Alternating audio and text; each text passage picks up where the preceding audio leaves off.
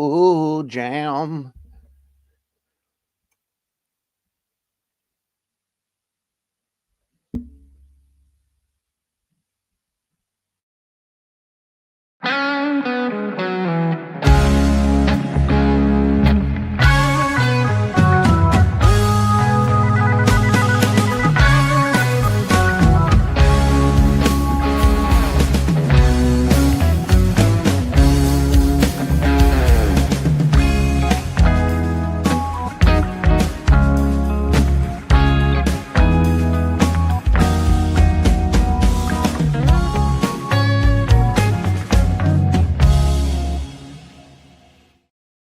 Oh, heck yeah, right? My heart's going boom, boom, boom. Let's go. Pack your things. BC's come to take you home. It is that BCX Live Ramble here. Friday, right? Friday, June 6, 2025. Hello to all my friends. All my friends are donks. Thank you, Lazy Bed. All right, welcome back in. It's not a Wednesday. It's not 4 p.m. Eastern time, but it is still time to have some fun. Okay, no MK Friday. Obviously, today we had the UFC 316 pregame preview with one Aaron Bronstetter of Canadian fame on Wednesday. So I figured I'd slide into this spot. Why? Because there's a lot of freaking things going on in combat sports as we get fired up for this weekend, from 316 to Keyshawn Davis against Edwin De Los Santos. I mean, let's go, right? Let's freaking go on that one. To some other things, Jon Jones Twitter rant. And hey, how about your questions and me burping? What else we got to do here on this Friday? You ain't got shit to do. I know that you're fired up about life. It's spring. It's like summertime. It's like great. It's fantastically. Okay. Howdy out to Chinchilla. Okay. That's what I'm talking about. All the fellow donks out there. If you're here in the BCX, you're here. You're representing. Thank you. Thank you for joining the party. 2 drink minimum. Smoke them if you got them. Same rules apply. Tip your waitresses on the way out. BC looking like a svelte big boss man. Yeah, the long arm of the law there from Georgia. Shout out to that guy. How the heck are we doing here, guys? All right. You feeling good about things? You taking care of yourselves? You believe that anything's possible? That's up to you. You know, that's really up to you. But Nosita here. Oh, yeah, main card minute in the house. Big fan of that guy. Nosita, you going to UFC 316 in Newark or not? That's what the people want to know, okay? That's what the people want to know. So much we're going to get into today. Take a lot of your questions as well. As you already know, the super chat is open. What a grift that is for YouTubers, right? But hey, you want to spread the cheese around on the yeah, you know where I'm going with that. Thank you very much. You don't have to. We're going to talk about it. We got to talk. I mean, we got to talk about Abdullah Mason calling out Keyshawn here. I mean, it's getting kind of hectic. So welcome and decide here. Nosita update on 316. I can't decide if I want to go or not. Is such a journey. They may put you up in the boondocks of the roof there with your press pass, but you know, sometimes you do have that itch. You got to scratch it. You got to get to the arena and find out. I've scratched that itch a lot in UFC history, and it's been great. It's been a great run, but more than fine for my basement chair today. JN sliding in. BC missed my last super chat. If I did miss a super chat question, apologies. I'll be happy to recoil those today. Thank you very much. Sometimes, you know, I got to get out of here. I just got to get out of here. That's just the reality of life. Wow. Yes. Real quick update on UFC 316 and the weigh-in situation.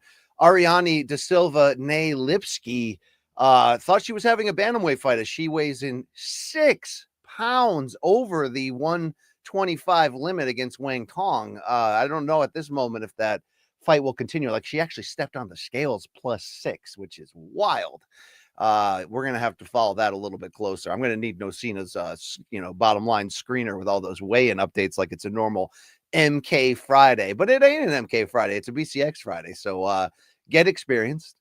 I mean, are you experienced? You know, have you ever been experienced? Well, I have. I have. So what a time to be alive. I'm probably undershowered and probably been wearing this shirt for 3 days, but you know, what are you gonna do about it? What are you gonna do about it? All right. Yeah, I'm back, baby. I'm back with a bang. Okay. I'm back with a bang. Let's go. Life updates. We're doing good. We're fired up. All right. Again, I just have the itch to call fights. Just got off the bird, right? Last weekend, Las Vegas, Caleb Plant, Jamal Charlo, all that good stuff. Good times under the PBC banner there in Las Vegas. Will we be back July 19th for that Pacquiao loaded card? Hopefully. Call me. I'm ready. I'm ready to go. Okay. I'm ready to get out of the bullpen. Trying to star as many good questions coming as I see when we get into your portion of the show. And you know, of course, we'll talk about 90s NBA, 70s vinyl, mental health, combat sports, gas station cuisine, and whatever else you got going on. In fact, I interrupt this program to take a question right now from Rally Sport 92. Am I sad that Star Wars is leaving soon on Fortnite? Yes and no. I've loved that the store there inside the Fortnite has been filled, overflowing with all these Star Wars characters, things you can purchase there inside the game, which many of which, you know, I haven't over the years and wished I had, like episode 6 Luke. That's a great avatar to rock out there. But also at the same time, I'm ready for this Star Wars season to be gone from the standpoint of the weapons and unlimited ammo and all of that. But I'm just really like a middle-aged man talking about video games, but you know, why else did you tune into here on a Friday, right? That's about it, right? That is about it. All right. MK will be back Monday, as you may or may not already know. Metal Arc Manhattan, get ready, 11 a.m. Eastern. Recapping all things UFC 316. So get fired up for that. Enjoy the fights Saturday night. I'm sure I'll be going live on CBS Sports HQ shortly afterwards. I'm sure you can get everything from a Luke Thomas post-fight recap to maybe even a main card minute, right? During the card, after the card. You know where I'm going with that. Yeah. So there you go. There it is. Whoop. There it is. Okay. Thank you. All right. Let's get into some things that are going on in this world. All right. All right. I mean, Elon's on ketamine. Big Donna's a pedophile. I mean, what are we doing here? What are we doing here, people? Can the weird get any worlder? The world get any weirder? The answer is no. The answer actually is, in fact, no. Early thoughts from Brody Moret. Sean O'Malley is going to win. I just got that feeling about it. So I do want to start right here. Obviously, the UFC 316 is tomorrow in Newark. And I do want to say, quick interlude from the No Seed. Either a full card watch along on the main card minute this weekend or absolutely nothing. Decisions. Will Nocita enter Newark, the Rock, the Prudential Center? If he does, I hope he goes there by way of Newark Penn. Okay, because you got to see what the people are talking about. By the way, people don't like when I share, stories of the Penn Station bathrooms because it disparages the homeless. But man, oh man, a lot of showering in the sink going on. It's wild. It's a wild time. God bless all those folks. All right. What Brody brought up is interesting. I feel like people are closing in as we close in on Saturday that O'Malley's got a real shot here to make this a much, much, much closer fight. Press conference was yesterday. I mean, is it hard to talk about that press conference without the lead story? No Dana White again. I'm basically at this point because I know you guys don't want to hear me rant about the current state of the UFC and all that BS. If this man does not show up Saturday night in Newark after the fights for the press conference, then I really feel like we're at full water weed dune here. We're at full, like, is it time to pick it to make the signs outside of UFC headquarters and pick it? Because there's some major topics here, brother, that we need some figuring out. We need some explaining, from Jones Aspinall to TKO Boxing to maybe the new TV deal. So it's probably a big part of the silence from old Dana right there, but we'll see that happen. I have to say, really impressed with the vibe Sean O'Malley put out this week. The press conference wasn't overly dramatic or, in terms of like zingers. It was fine. It was quick, man. I feel like those are going quicker and quicker. When Dana hosts, he can't wait to get to the end, and they went through this one real fast. But intense stare down between O'Malley and Merab. I don't know how much closer those odds are getting. Let me check at the moment from, as we like to say, our good friends over at DraftKings. Let me tell you where we're at right now, as both main eventers have made weight. Plus 230, Sean O'Malley, minus 285, Merab. I appeared yesterday, and you can check this out on YouTube, and where you find fine podcasts on the CBS Sports Early Edge Betting podcast for a roundtable of UFC picks. And this plus 600 O'Malley by decision bet is really, I mean, I need, oh, wow.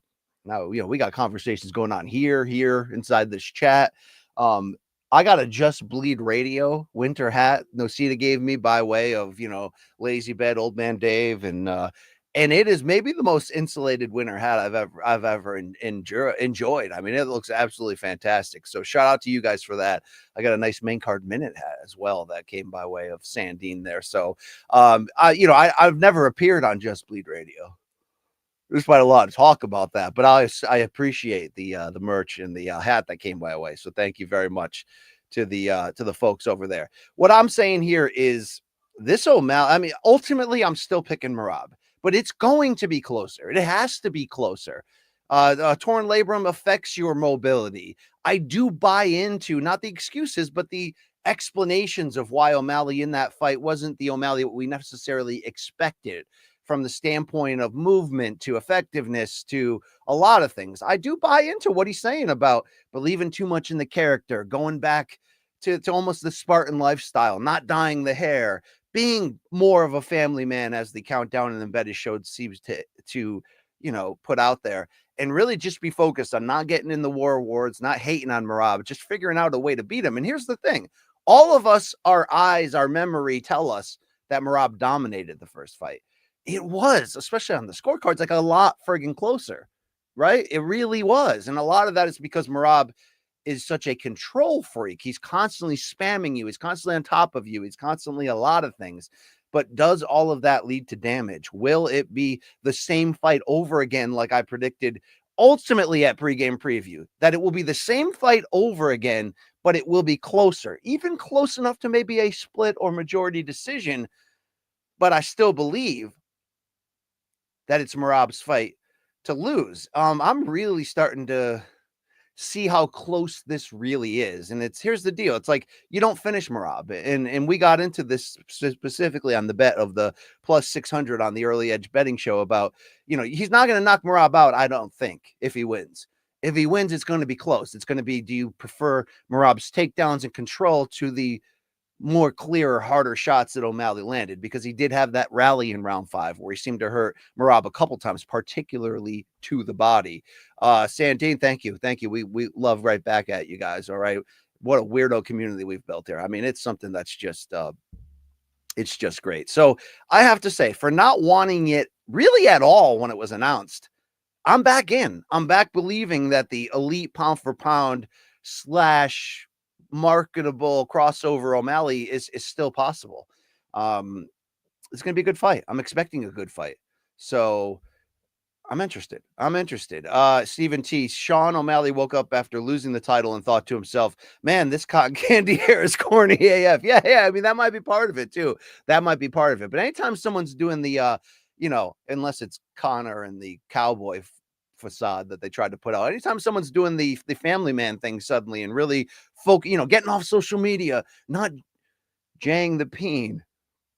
Although I saw that Sean was pressed on that topic on some podcast appearances, and he basically said, I may not be jang the peen, but I'm still consummating the marriage on a regular basis. So, I mean, I didn't need to know that, but that's good. But the whole point is, yes, he's a Spartan lifestyle. He's focused in, no stone left unturned. I'm into this call. I'm in the main event. I'm into it. Let's go. Let's be happy as UFC fans. Are we allowed that? 316 is going to bang. Do I need Stone Cold Steve Austin UFC 3 Bible verse 16 shirts? No, I don't need that collab.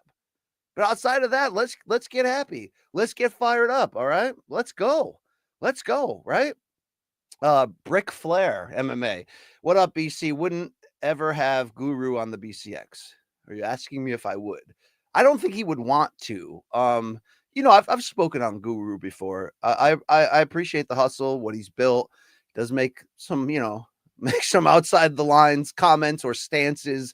Shout out to him and Mighty Mouse on their collab. But I'm not fishing for a big crossover collab, but respect across the pond to what that guy's built. A little abrasive, but everybody's got their shtick. Not everybody could do old guy jokes, right? I mean, everybody's got their shtick, right? There we go. Also at 316. Look, it's not so much this whole I keep bringing up this weight narrative with Harrison because I think it matters. It's part of this, but I don't think it matters in terms of the fear of making or missing. And spoiler alert, she made weight this morning. Did she look like death? Yes, she did. It's an absolutely ridiculous cut that she's doing, but she's also an absolutely ridiculous one of one Brock Lesnar like freak. And I think she's one of the most determined and mentally tough people in the game today. But really, the question for me is coming up with her as a major betting favorite here. What do rounds 4 and 5 look like if we get there? And that's the thing. People think I'm a Pena hater, and I'm not. It's not personal. I look at the circumstances of how she attained the fame and accomplishments she did. It's through hard work and perseverance and going in there and beating Amanda Nunes and then beating Rocky Pennington. But you already know what I feel about her actual resume and the quality of the division and all of that. But she's elite in those two categories: stamina, heart, right? Will, has effective but awful technique boxing, can wrestle, can handle herself on the ground. I ultimately still believe we're headed toward a Kayla stoppage mid-fight because I do believe she's so motivated. The ground and pound, the elbows, a submission is very possible. In fact, I think a third round submission for Kayla is like a plus 600, plus 800 bet at the moment. But what if she doesn't get that? It's like, yes, Pena, when she steps up real high, short of the Amanda Nunes loss, which was like 50-43 in the rematch, she gets subbed out, right? GDR, Valentina Shevchenko. But at the same time, it's like Kayla Harrison's only gone 5 rounds in MMA twice. The second Pacheco fight for the PFL championship, which she won by 5-round decision, and the third Pacheco fight in which she lost and looked fatigued, looked confused, frustrated. And here's the deal. Those fights were 155-pound fights. She fought once at 145 in LFA and got an early finish. She's now fought twice at women's bantamweight, but twice at the 136-pound non-title limit against Holly Holm, Ketlin Vieira. And we saw domination against Holm. We saw some real pushback against Vieira, the strikes to the face, the busted her open. And to her credit, she pulled it off. We ain't never seen her gone 5 at 135 pounds. So if she doesn't get that early, there's intrigue, there's entertainment potential and intrigue in this fight. And I got to say, I'm super excited by Amanda Nunes on whatever podcast she was on yesterday, coming out, leaving not leaving it up in the air. She says, I'm coming back. I'm ready. I'm fighting the winner. And while I get that there is lazy bet not buying it. Not a chance Kayla implodes. There is the possibility, right, that Pena could pull the upset here and that there's some small intrigue, I guess, in a third Pena Nunes fight. But I don't have that intrigue. I don't want it.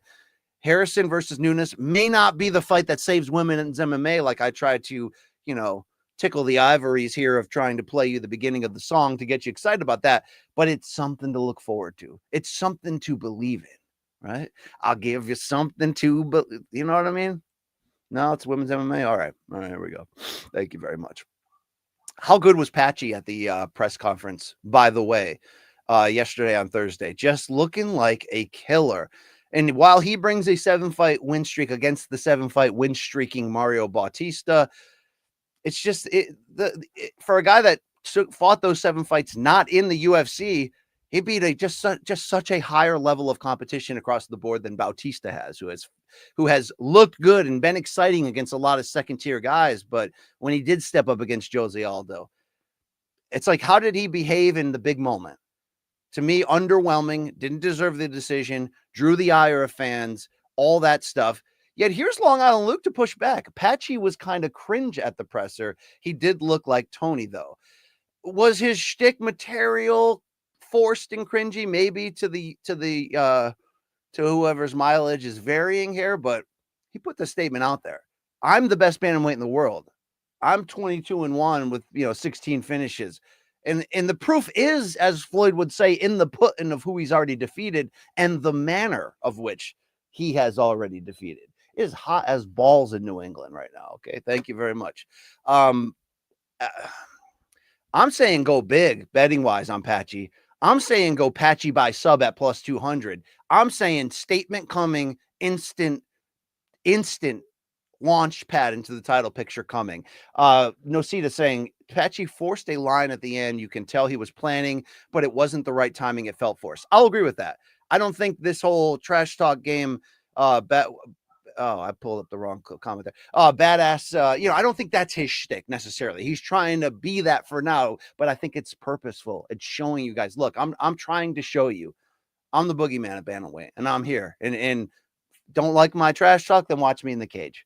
Watch what this guy's going to do. So I'm excited about that. I'm excited. I don't think Bautista is as good as his 7-fight win streak suggests. And I think we're going to see a breakthrough moment here. Nocita, going back to the betting here, I got Patchy and Merab parlayed, so I'm all in. Just saying. Yes, there's actually a parlay that pairs Patchy, Kayla, and Merab at plus 100 that I would jump all over if I was a betting guy. But, what do I have credentials to my betting history? A couple of things. I bet the draw on Triple G Canelo 1 at 22-1 aggressively, saying to everybody, it's going to look like Triple G won, but Canelo is going to get an unnecessary benefit of the doubt. That happened. I predicted Ngannou would wrestle and, that Till would get finished by Woodley, but nobody cares about that really. Okay, I beat Luke Thomas over a full year and okay, bet. Okay, bet. All right, there you go. That means nothing. Okay, great. There you go. There we go. Yeah, that's great.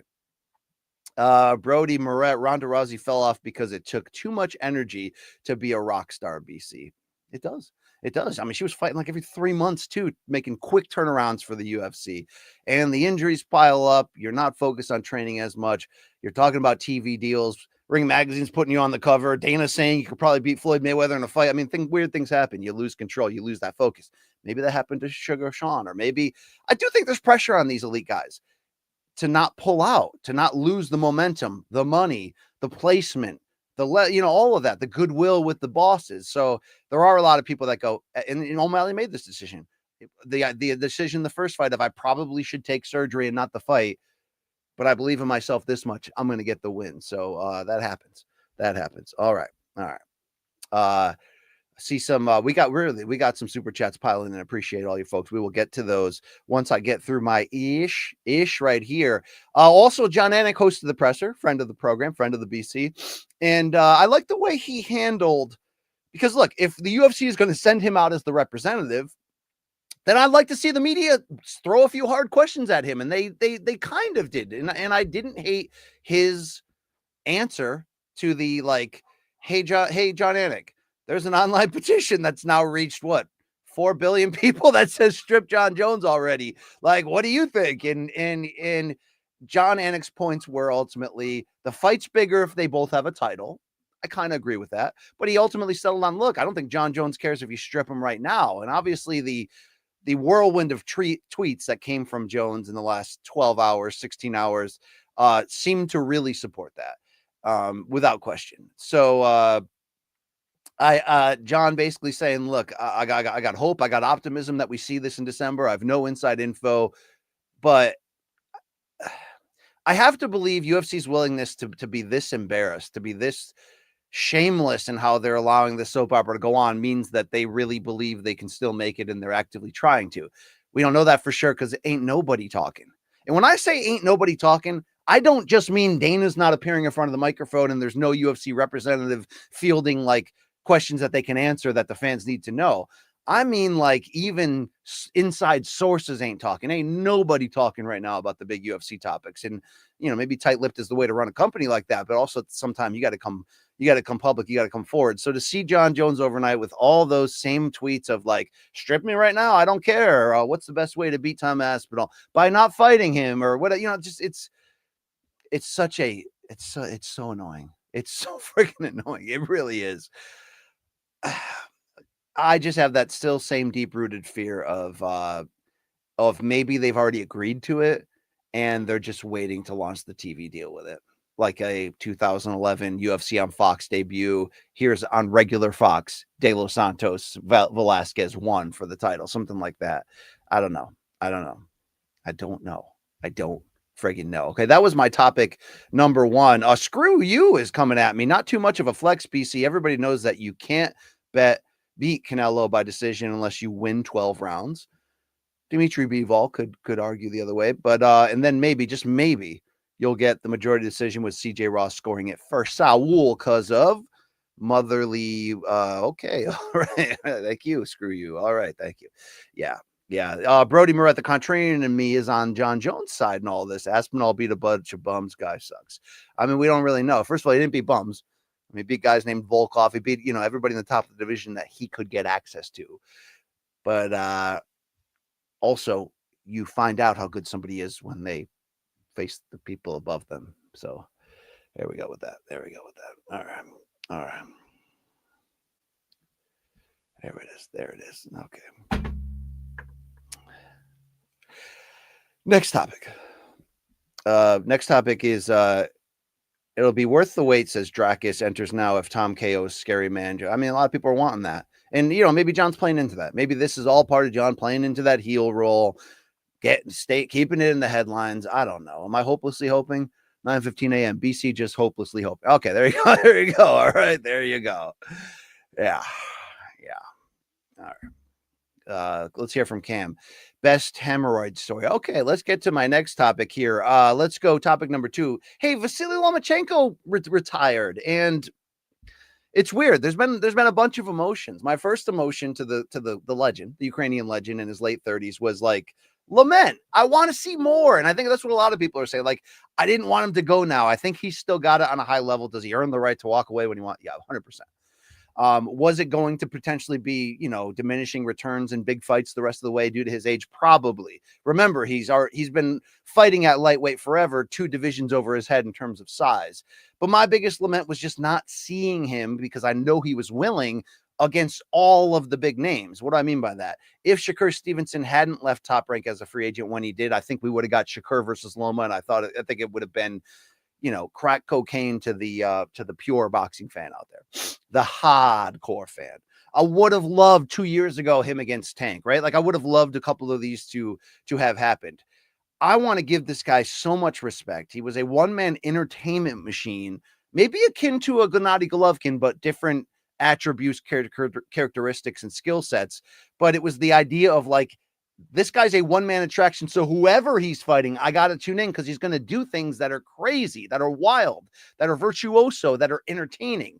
And ultimately, I give Loma High Tech the props. I think combined, and I do think you have to say combined, but combined, he has arguably the most accomplished and impressive combined pro and amateur boxing careers of all time. Now, there's no like pound for pound list for that or category for that, but it's like, if you're new here, this man was the 2009 and 2011 gold medalist at the Amateur World Championships, the 2008 and 2012 Olympic gold medalist, had an amateur record of something approximating to 395-1, and the one loss he avenged twice.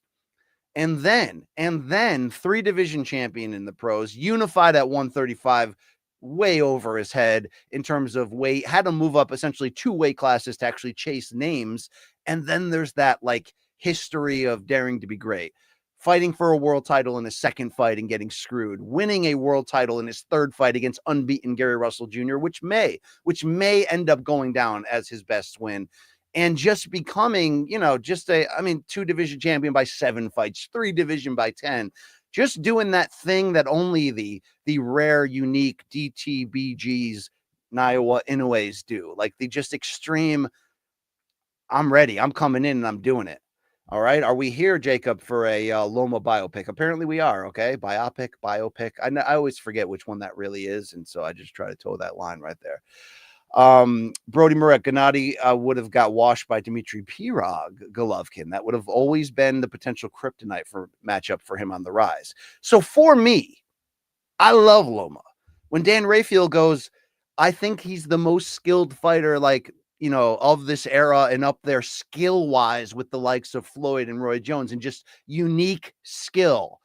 I do tend to agree with that. I think when you take into account hand and foot speed, offensive creativity, angles, like the training methods he did with Lomachenko through the years, not just when he was a kid, being pulled out of boxing for like 3 or 4 years to focus on traditional Ukrainian dancing to build that footwork. But like the fact that he actually was knocking dudes out at times, despite not being a puncher in these weight classes, not to mention the 4-fight run of Lomachenko at 135, by the way, where he made legitimately good fighters quit on their stools, frustrated in 4 consecutive fights.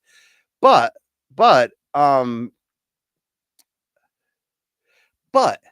there's this weird underlying comeback on Twitter of like, well, he wasn't really that guy as a pro, or he never quite lived up to the expectations as a pro. And it sounded first like people just being salty or maybe looking at categorizing Loma as some form of a great white hope that was over romanticized and built up as a boxing deity by white boxing journalists. And it's like, I don't ever discount that some of that is part of this, but when I hear that, I'm like, come on. And I've had people on Twitter since his retirement be like, man, like, tell me what he accomplished as a pro, because he didn't live up to it for me. And it's just sort of like, that's a non-starter conversation to me. But there's a lot of people I respect on boxing Twitter pulling through that and going, here's the truth. Could have been an all-time great pro. And I mean, when we're saying all-time great, we mean like that upper tier, but doesn't have enough elite A+ wins. And I can say yes to that. And they'll push back on the fact that when he did fight his toughest competition, as a champion, whether it's Teofimo Lopez or Devin Haney, he lost both fights. But I think that argument is hedged effectively, if not aggressively, by the idea that all 3 of his pro losses, to me, were anywhere from disputed to controversial. Straight up, he lost to Teofimo Lopez in my mind. He started too late. He had a shoulder injury, but we're not counting that as the reason. He decided to go forward with the fight. It was COVID. It was weird. It was all that. He rallied back, but Teofimo hurting him in round 12, I have no debate there. But did he get screwed against Salido in his second fight? Oh my God, did he? Salido purposely misses weight to not fight for the title, but to get to physically bully him. They screwed Loma on the card straight up. And Lawrence Cole, the referee, allowed him to get hit in the balls about 15 times from Salido with no call. Okay. And then look, Haney fight. I never want to call that a robbery. It was a close fight that all 3 judges thought Haney won. It's just that 85% of the media thought Loma won. So it's disputed, right? It's disputed at the end of the day. Mr. BC, how did you score Loma Haney? I scored it a draw. I scored it. What did I do? Did I have a draw in real time? Or 7-5 Loma. Either way, I was of the belief after that fight. No, I had Loma winning. I had Loma winning 7-5. I was of the belief that, he did more. He had the better fight right there. And I stand by that. I'm just not mad that Haney won that fight. But is Loma lacking for the amount of critical respect and even commercial attention that he got as like a legitimate attraction on ESPN? Is he overrated because he doesn't have that same level of A+ wins? I mean, the unbeaten Gary Russell win is great and huge to me. It was his 3rd pro fight. He's coming off of a loss, and Gary Russell at that time had this, he was so romanticized by boxing media as having like the fastest hands we'd ever seen, and like up there historically. And Loma just out-quicked him, along with just dazzling him. I mean, it was a great performance. One, though, that Gary Russell had a great chin, had a lot of will, kept trying to get back into. It's a very good win. He has a lot of other very good wins, like moving up to lightweight, beating Linares, getting up off the canvas to do it, beating a version of the sniper, Pedraza, that still had it. There's wins in there that we like. But yes, I can to some degree say, if you want to lean on the criticism that we marveled at his daringness and his really just sublime skills. I mean, watch him in his first fight at 130 when he won the title from Rocky Martinez and won it by one of the best knockouts of the year. A 2-punch combination in which he led with his power hand and then knocked him out with his jab hand. I mean, like we are watching one of the greatest, and he was always willing to face big names until this last stretch of his career where I think he was, look, he knocked out Kambosos in his last fight. And I think he just got disillusioned. He knew he was fading a little bit. I don't know if he had that same love, but I don't hold it against him. I don't think you can say like what could have been with Loma. What was amazing. The guy was the pound for pound number one for like a 2 to 3 year stretch.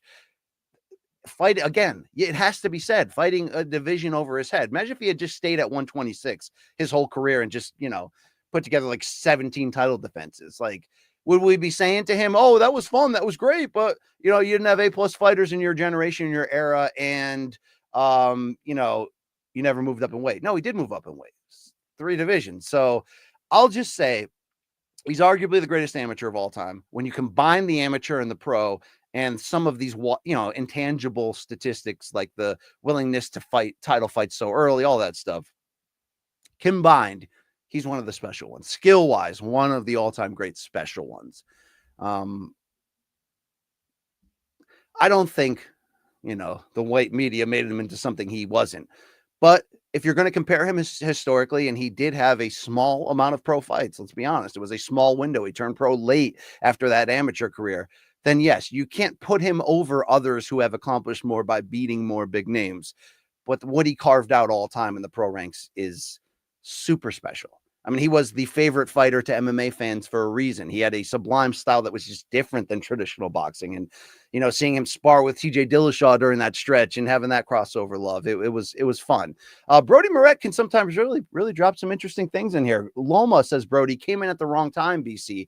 Yeah, in some ways, yes. Had to go up to 135 for the big fights. If he was around today, he could have fought in a way at 126. I do wonder. That's what I'm saying. I do wonder if people had been more willing to fight him at 26 and 30, if he could have unified or became undisputed champion in both weight classes. And really the only reason why he didn't was because these fighters didn't want to fight him. I mean, straight up didn't want to fight him, right? And he's just basically like, I'm not going to sit around and fight nobody. Let me keep challenging myself. Let me keep moving up. I felt like we needed to see him against Tank. I felt like there were a few that politics or whatever got in the way, but when Teofimo was rising and bold and call him out, he took the fight. He lost it, but he took the damn fight. Okay. Like he wanted the damn smoke in the end. All right. Early super chat coming in from Nando510. Appreciate you, brother. How many pretend fantasy wins for Loma? 3? What does that even mean? Fantasy wins? Wins that he recorded that he shouldn't have? I don't think he has had a lot of those fights. What are we talking about? Fantasy wins here? Oh, we're talking about to say that, to say, hey, the losses were disputed. It's kind of, I don't know. I don't know what you're saying, but yeah, there we go. Nando coming right back. Appreciate you, Nando. An all-timer sure needs a ton of excuses. Okay, so yeah, so maybe so I guess if you want, if we have to make that distinction as a pro alone, is he an all-time great? By accomplishments, it might fall just short. I mean, 3 division champion ain't nothing to sneeze at. Unified champion, like his dream was to go undisputed. He was unable to do it. Did he have all-time great skills that would have worked in any era against any level of competition? For the most part, I'd say yes. I'd say absolutely yes. Did he fight, over his head? Yes. But yes, you gotta say, Nando, you gotta put those stop signs up. If we're comparing him to certain guys, it's going to fall short in that regard. Also, according to 9:15 a.m., and you might be right, Nando got no love for Loma. But I really wanted to address that side of it and just be fair to Loma. And if you're trying to say he wasn't all that, he was made for TV, you're wrong. You're wrong. He was all that. Sometimes the career doesn't play out the exact way it could have or should have, or all of that. Meech saying, hey, Hall of Famer, true. I even think first ballot Hall of Famer, a bit overrated. That's the topic we're debating. Is he a tiny bit overrated? I can push back and say skill-wise, no, he's not overrated skill-wise. He might be the greatest amateur ever. So pound for, top to bottom, pound for pound answer, not overrated. Not overrated. I think you can say not overrated and also say, does his resume compete with Pacquiao, Canelo, Floyd? Like, no, it doesn't. Roy, no, it just doesn't. As a pro, it just doesn't. Okay. But yeah, there we go.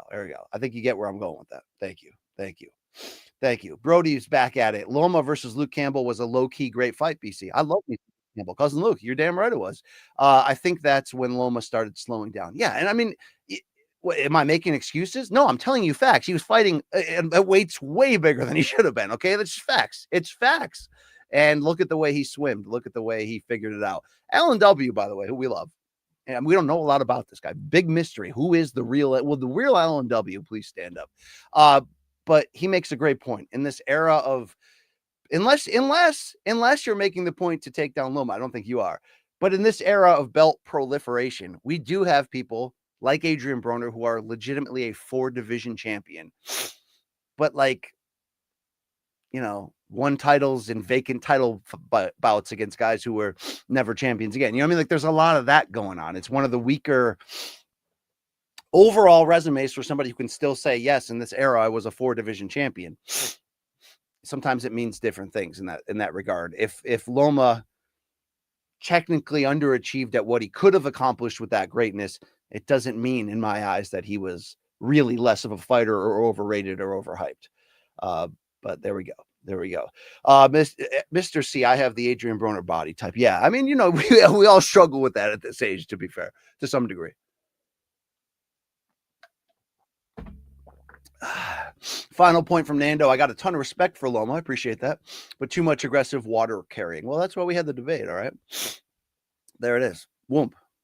There it is. The Martin 9400. Broner was a 4-division champ that made a total of 2 title defenses, won 2 vacant belts, beat nobody, and lost in all his step-up fights or gifted decisions. Yes. And I think you can even quibble to small, even though I scored it for him, can you quibble with his welterweight title win over Paulie Malignaggi, the split decision? Yeah, you could, because he didn't throw enough punches and allowed Paulie's activity and body jabs to you know, make an argument for the fight. There was a lot of AB. AB is not on trial here, but there's a lot of AB that could have been, should have been, would have been, all that. All right. Topic 3. Then we're going to get into you. We're going to get into your questions here. Okay. We're going to get into that Shiat. Yeah, sorry. Click the wrong button. Keyshawn Davis. So anytime Keyshawn Davis fights, we need to watch, obviously. And I think he's starting to knock on the door for pound consideration. Not yet fully from the standpoint of beating the names, no, but like the way he's blowing through these guys. He's not there yet. But if he does what he says he's going to do to Edwin De Los Santos on Saturday, then he's going to get a lot closer, because even though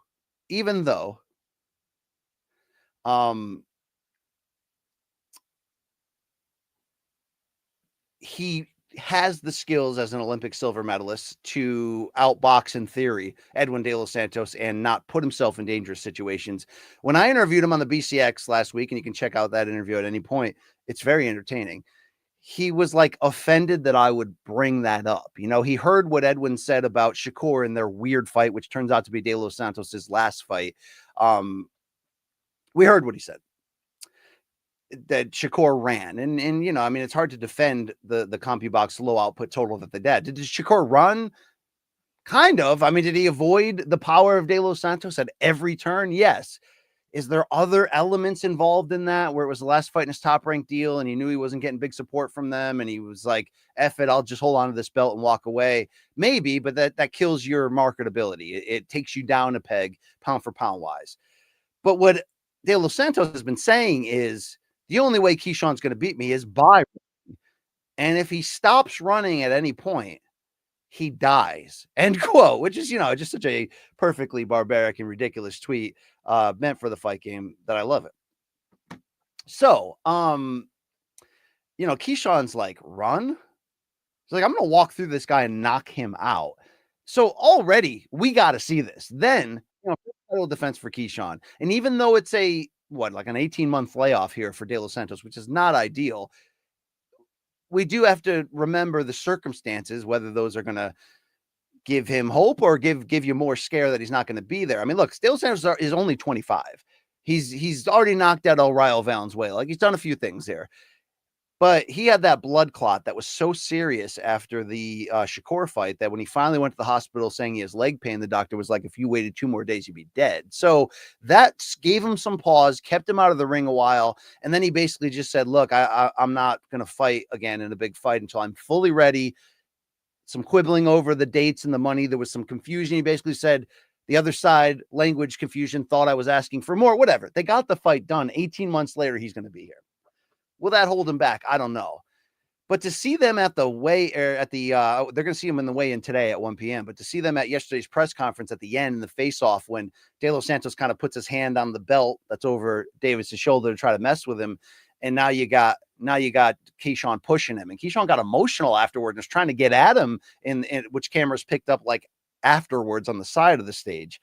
Look, Keyshawn's fighting at home. His brothers are on the undercard again, and they're actually in some really good fights. Abdullah Mason's on the card in the co-main event against Jeremiah Nakatila in like a step up, legit. Okay, let's see where Abdullah's at. And then we've got the added juice, the added fire of Abdullah Mason saying all week when people asked him, are you ready for a title shot? Would you fight Keyshawn? He's like, yeah.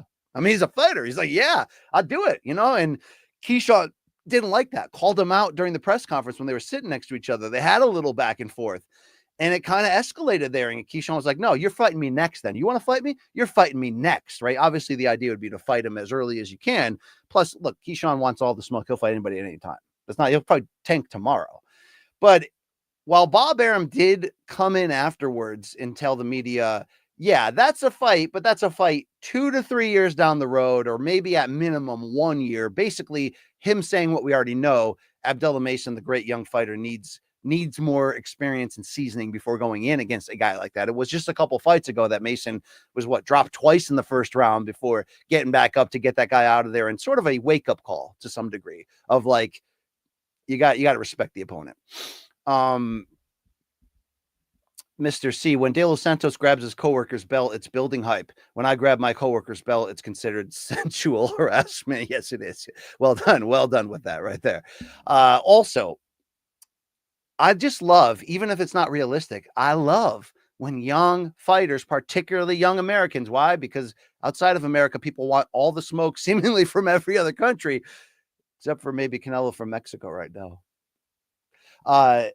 These, I'm going to say it, when young American boxers are wanting the smoke right now, when Shushu Carrington says, I want a title shot next, when Abdullah Mason says the same thing, yeah, let's get fired up. That's me being Marcus Johnson, you know what I mean? And White Men Can't Jump, getting fired up that tournament turns into a fight and they're going to lose their sponsors, Is that me, Raymond? No, it ain't Raymond, right? There you go. All right.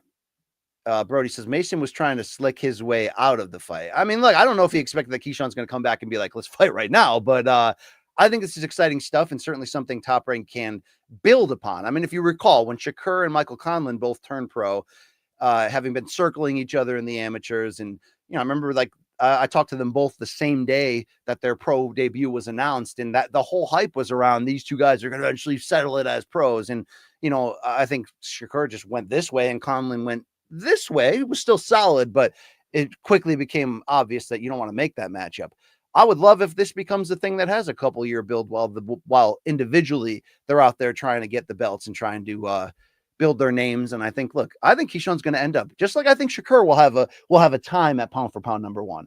I think Keyshawn has the potential to not only be a best in the game pound for pound, but to have a pay-per-view brand value or whatever platform we're using in a couple of years, to be also the potential to be a face and one of the most marketable guys, because he's just freaking dynamic. And that's why we got to see. I think Saturday's fight brings so much more intrigue because, I mean, look at what he did to Berinchyk, what he did to, Lemos before that, just walking through these guys. Now, De Los Santos is a next level danger guy.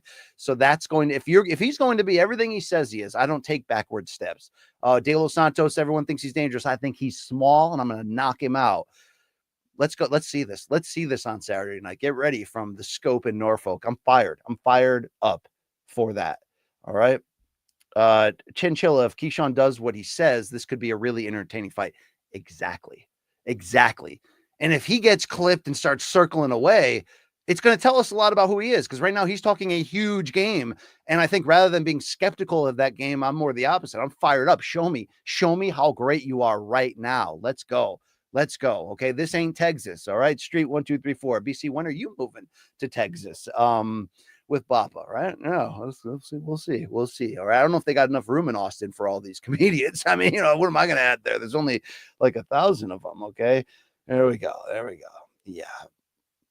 Screw You's back with a, hey, remember when Bob Arum signed Zhu Shiming in hopes of making Chinese superstar one of the all-time fumbles in the pros? Zhu was like decent and he did win a world title, but yes, he was presented as this Inoue or Loma type figure. Didn't have the power, was daring, was Bob's hope to take over the Chinese market, at a time when he was starting to do pay-per-views in Macau, building a relationship over on that side of the world. And Zhu just wasn't that dude. And that's fine. It's not as easy, even with the Zhang Weili in the UFC, to just open up the Chinese market. Is it worth a try? Sure. But it just turned out to not be the fighter in that circumstance. There we go. Only room for the top 250 comedians in Texas at the moment. Yes.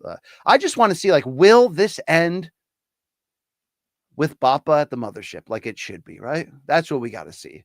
Because you know what I mean? That's the mountaintop this man has yet to conquer. Right? That's what it's going to have to be. Okay. Yeah.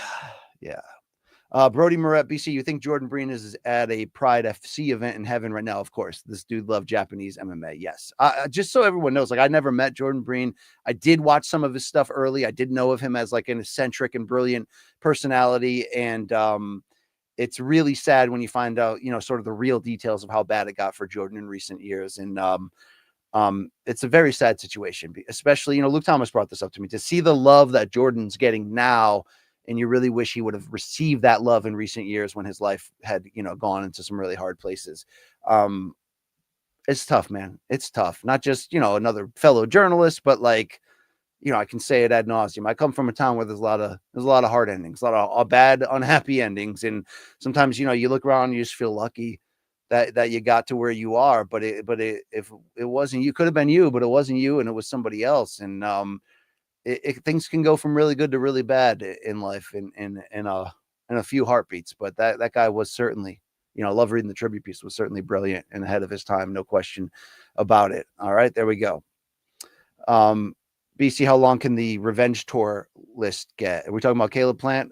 let's put Race NDs on the top. I've decided that while they could do Caleb Plant next, and it probably doesn't, Charlo next, and it probably doesn't really matter ultimately that Caleb lost beyond just taking off luster of the fight. My point is they're both older. They both still have a grudge. They want to do it. Let's do it.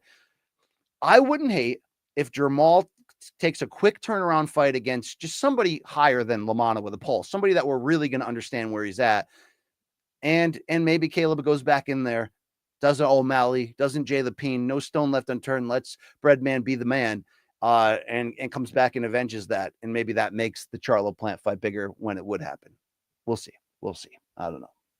All right. Everybody have fun tonight. Everybody Wing Tong tonight. Thank you, DJ Serenity. Now, love it. Oingo Boingo in the house. Real quick, also, then we'll open the floor up. Then you guys can dance all you want. Dance on my grave, whatever you got to do. PFL, it's tough, man. I know they're trying. I know the people that are still there, that are believing and publicly trying to say the right things. They've actually made some good decisions lately. They've actually made a couple decent, they've actually done it. Okay. They've actually done it. They really have. So $25 tickets. Love it. Especially in this era of UFC, just in TKO, just savagely, aggressively sexually assaulting ticket prices, right?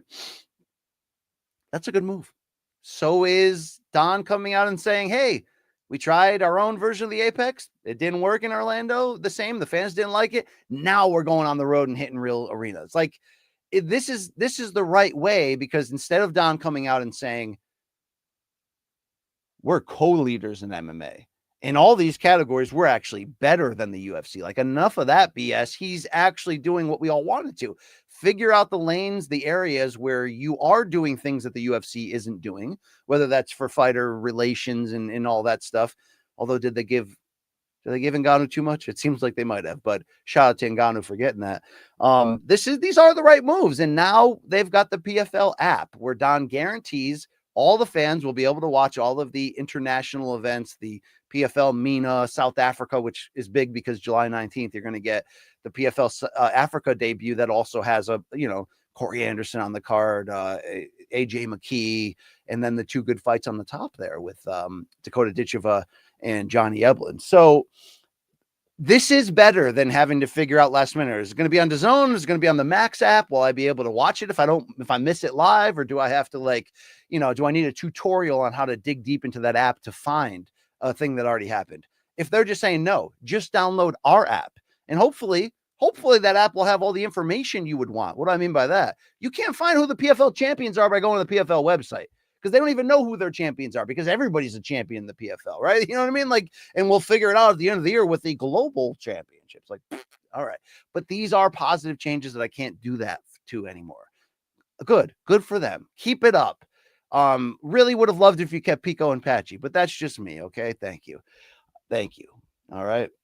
Chinchilla, hope BC gets the Tank Roach rematch call. Me too. Hope we see that August 16th.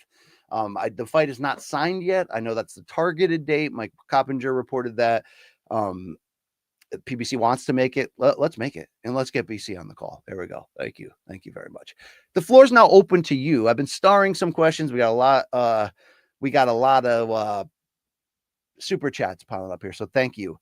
We're gonna do it. We're gonna do it right now. The questions are open to you. Let's go. Okay.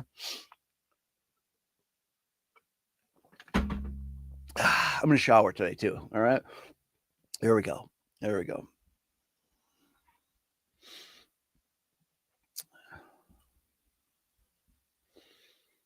right. Back at it here. Brody, what do you got? BC, are you seeing this Tyrese Halliburton run? He's the new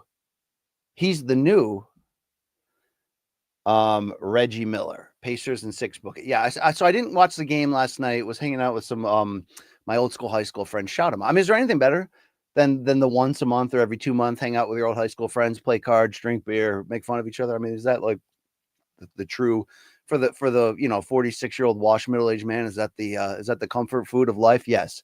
But dude, him hitting the buzzer beater, the run he's on. Yeah, this is pretty wild. This is how you become a hero. This is how you put your name in the history books. They got to get the win in the finals to really put that capstone on it. But game 1, they got it. It's time for me to get serious about the finals too. It is. It really is. What is going on here in the corner of the screen? Do I not know how to run this live chat? Oh, here we go. Okay. Figured it out. Thank you. Saul's here from Louisville, always supporting. Finally, some quality content. Thank you, Saul. Good fights this weekend. Let's check it out. Let's enjoy it. You need gutter help in Louisville? Call Saul. All right, call his dad, Manuel. Let's go. Let's keep this going here. Remix is back as a 76ers fan. Thank you, Remix, for supporting the show. I too hate the Pacers, but I have to acknowledge Halliburton's clutch ability. I mean, it is one of the better things to watch in sports when not just a hot team makes a hot playoff run, but when one player, remember UConn's Kemba Walker back in that almost single-handed run to the NCAA title. There's been many of these in history where, maybe a team that was contending but wasn't looked at as the alpha team just gets hot, and one man or one woman just leads that way, and they can't miss. They can't lose everything they touch. He's on one of those. This feels special. Man, I hate modern NBA, but it is exciting. But damn, right? I'm old. Screw you. Loma and his own team messed everything up. They said no to the Manny fight because, quote, what would it give to me, end quote, taking fights when being not fully healed and losing Ukrainian fan base. I can't speak to the losing Ukrainian fan base part. I don't know any better. But look, did he have the ability to pull a Manny by fighting an old Manny at some higher catch weight that's way above his head where it would have been potentially entertaining? Yes. Also, could Manny a couple of years ago have potentially hurt him from that position? Maybe. I don't think that was the thing. I think when he says, quote, what would it give to me, end quote, you have to look at what Loma's about, not the money. And I mean that. And probably made a ton of money, but not about the money. about the glory. One of the rare, and that's probably what leads to, if there is an over romanticism, if there is a forgive his sins and just call him the deity type of thing that happens, is it because he's white or whatever? I mean, or is it just simply because he's daring to be great and we respect that, and he's actually about the thing we wish all the athletes were actually about but rarely are, where it's like, I'm prioritizing greatness. To him, becoming an undisputed champion was the only thing that mattered. He was frustrated when those roads got blocked off. So maybe he prioritized taking fights that we look at on his resume against other champions or whatever that were like good but not great, because his goal this whole time was to be undisputed champion, try to become a champion in multiple weight divisions, and just try to do it that way, the pure amateur way of, I'm in this for the glory of the gold medal and showing everybody how great I am. I think that's actually real within him. I do think that's real. So I can't hold a not taking the bag or the chance against Manny. If we know his stated goals, we know what he's all about, right? I do have to celebrate that. I do have to celebrate that. That's what I wish. Like, it was all like, all right. DJ Serenity now, Gringo Poppy on vinyl. I don't think they make it on vinyl, but I'm telling you right now, if I'm Shab, I make a vinyl copy of that. I sell it on the website. Dude, I'd put it up right here. And I'm not even doing a bit. I mean, you know, I'll put salsa on the Oreo while I'm eating, but I'm not even doing a bit. There we go. There we go. Loma took a pay cut to fight Haney for undisputed. Exactly. Something Shakur never did while trying. Everyone ducks me. That's the point. And that's kind of why when Shakur was a free agent, I basically said, look, could he get more money by going to Eddie in Turkey? And he did. Yes, probably. That was probably the best move for him business-wise. But I really felt like if he would have considered a 1 to 2 fight deal with PBC just to get the Tank fight, maybe they say, okay, you got to beat Frank Martin first, and then you get Tank. Even, or maybe if he could have just signed a 1 fight deal to fight Tank, but would have had to take less money, I felt like Shakur was at a point where that was almost worth it. Because the one thing, here's the deal. Those that know really know how good Shakur is, but we're not going to see it until he can get in the ring with these super greats and they're trying to walk him down and he's showing you who he is. I felt like he needed the validation of going in there and trying to beat a Tank and, you know, potentially doing so. He didn't take that, but everyone's going to make the decisions in their career based on different things. And sometimes money is just hard to turn down. Okay. All right. There we go. Brody Merab, BC, you once mentioned you like the band, love the band War on Drugs, love the War on Drugs. Lost in a Dream was a great album, you say. So here's what's going to happen, okay? I've always been a, you know, working top 5, top 10 guy all the time. It's why when High Fidelity, the John Cusack movie that came about around the turn of the century, it was always going to be for me. It's my style of humor. It's built around a record store, and it's built around a dude who's got this encyclopedic music memory that just frames everything happening in his life around, you know, random. What are the top 5 songs to listen to with AC/DC outdoors, right? Like that's me. I'm a nerd like that. I've always kept a working top 10 album list in my head forever, but I just realized it's kind of outdated. It's kind of my top 10 from 20 years ago. Lost in a Dream, which I have on vinyl, it's one of the 10 best albums of all time, in my opinion. And that's like insanely high praise, but it's damn true. That's how great that album is. That's how great this band is. This is a band that for the Lost in the Dream album took like 2 years going into the studio. And when I say maniacally playing with every possible note and sound upgrade and stripping songs and doing it, starting all over, like there was an attention to detail here that was OCD psychotic. And what they produced in terms of indie rock with these soundscapes is just, it's moving. It's just incredible. So yes, I'm working on in my own nerd brain a new updated top 20, and I'll turn that into a lame YouTube video that'll get watched by 700 people. But those 700 people are going to be face effed, skull effed. Okay, that's what I'm talking about. There we go. Okay. It's really, yeah, Brody, it's one of the best produced albums. And I tend to fall for that, even though I love live music. It's like, by the way, last night at the old bar, the bar that I went to all the time in my 20s, They had a jukebox. I played like 5 songs off of that album on that. Okay. There it is. But I tend to really fall for historical. So I love live music. My best friend Bogo is like the all-time live music fan. Doesn't, prefers the live to the studio in any situation. But I'm the opposite. I love live music, but there's something about the art that comes with making a period piece, a piece in time in your career as an artist. This is what we're all about. This is the sounds we're listening to. Lyrically, this is what matters to us. And when it's uberly produced, when it's produced at a level of intention and just desperation at times, yes, but just obsessiveness, then suddenly you're talking about Radiohead. You know what I mean? Then suddenly you're talking about the real stuff right there. That's just the way I get down. That's just what I perform. All right. There we go.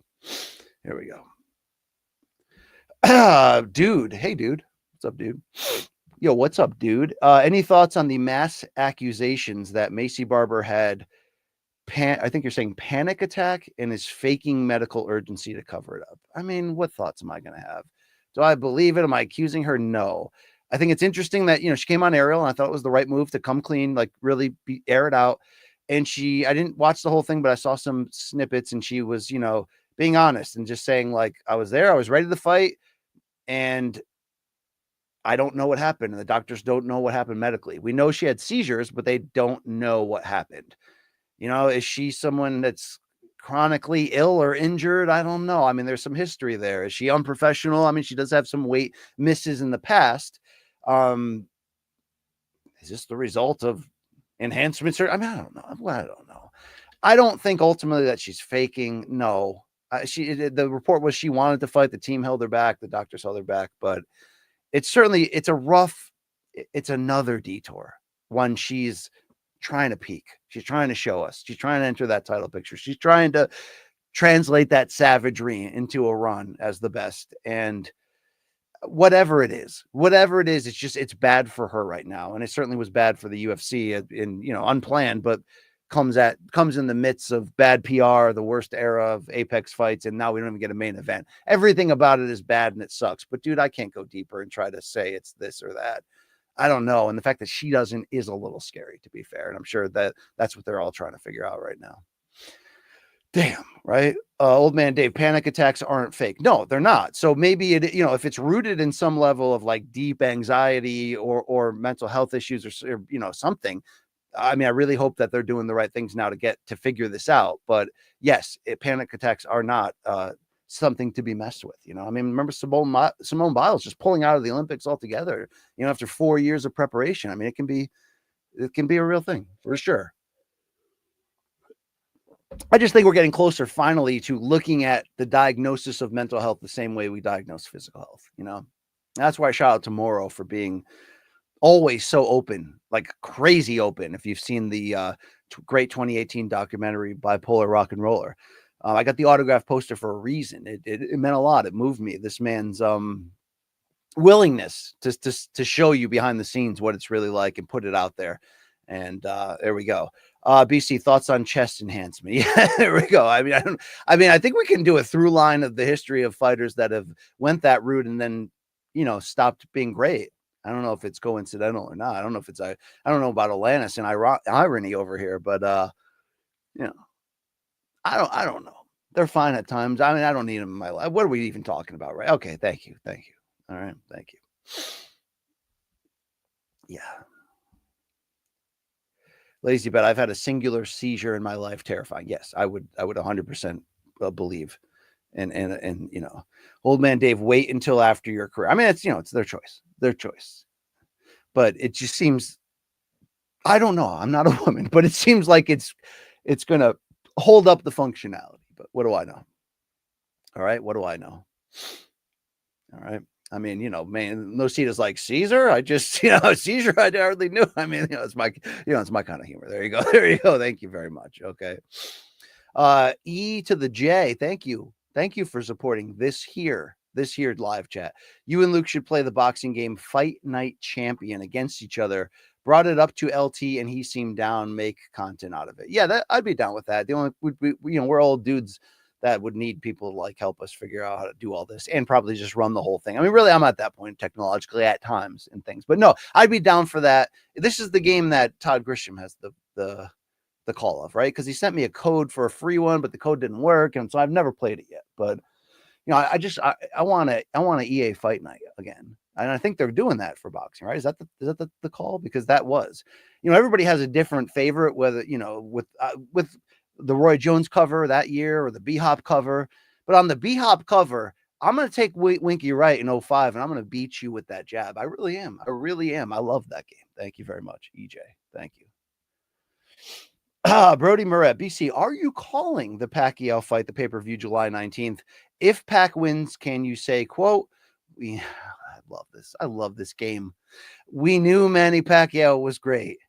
He's even better than we thought. Well played, Brody. Of course, that is Larry Merchant's famous quote after Pacquiao stopped Cotto. And it's it's a goosebumps, great boxing broadcasting moment that I've, you know, butchered and paraphrased a lot.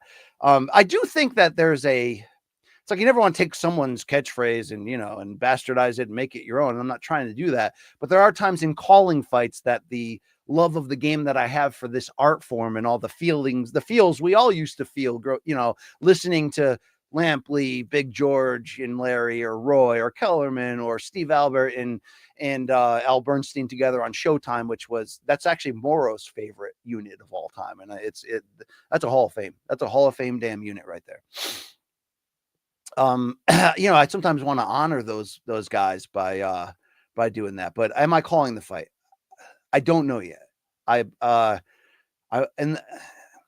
believe I will. It's just that it hasn't, that conversation hasn't happened yet, but I believe I'm in position to do so. And it would mean a lot to me, you know, whether Manny has a chance in this fight or should be in there at 46 or not. To call a Manny Pacquiao fight in a title fight in a main event with historical implication. Are you kidding me? To call, you know, one of my favorite fights I ever called was Pitbull Cruz against Angel Fierro earlier this year. We're going to get the rematch. Oh, no, by the way, remember Spence, you know, Fundora and Zoo are going to put on a crazy rematch. Yeah, I want to call this fight card. Let's go. Let's get fired up. This is what I live for. Let's do it. Let's friggin' do it. All right. Alan W., we love you. Thank you. I'm going to go eat in Italian. Hoagie or woman. Sorry. Peace out. Yeah, peace out, Alan W. Thank you very much. All right. Great guy. Big supporter of things that are important in life. You know what I mean? Like MMA podcast. Thank you very much. Thank you. Alan also saying how them socials be. Yeah. Gotta get the addies and the baddies going. Okay. There we go.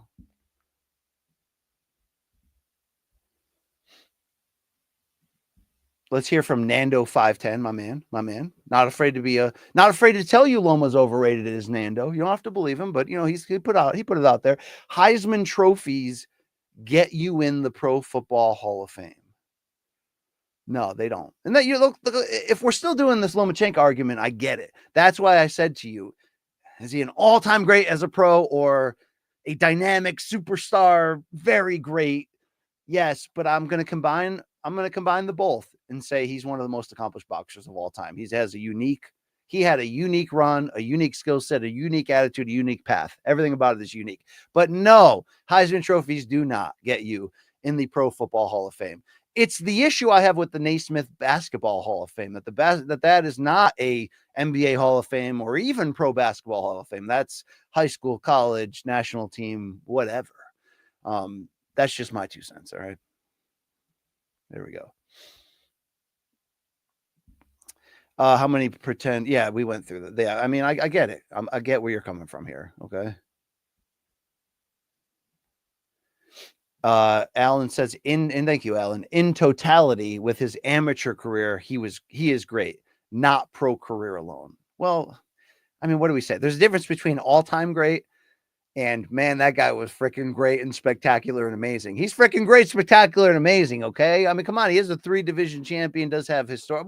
I'm not relitigating this, Alan W. You know what I'm talking about here. Okay.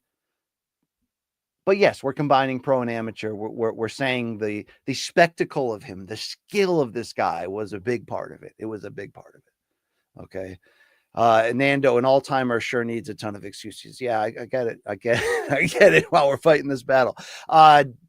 Delcy Sanchez, Yoenli Hernandez is a 100% certified weight bully. That's interesting. The reason why I don't dismiss that is because he's a monster-sized middleweight.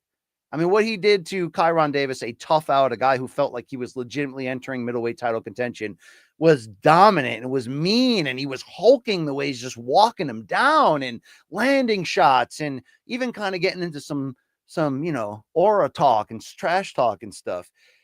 The thing is, I don't think his success is completely predicated on that, or even overwhelmingly. I think it helps him. I think it's part of the experience of Yoenli Hernandez at 8-0 with 8 KOs at middleweight.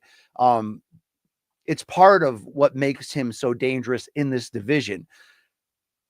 But to call somebody, in my opinion, a certified weight bully suggests that they're only as good as they are in this division because of the physical advantage they have of being able to cut a ton of weight. Jarrett Hurd for a while was great. Was he a weight bully at 154? To some degree, yes. And I think the rest of his career shows that. Also, he was in a lot of wars, and it took away earlier than we thought who he really was.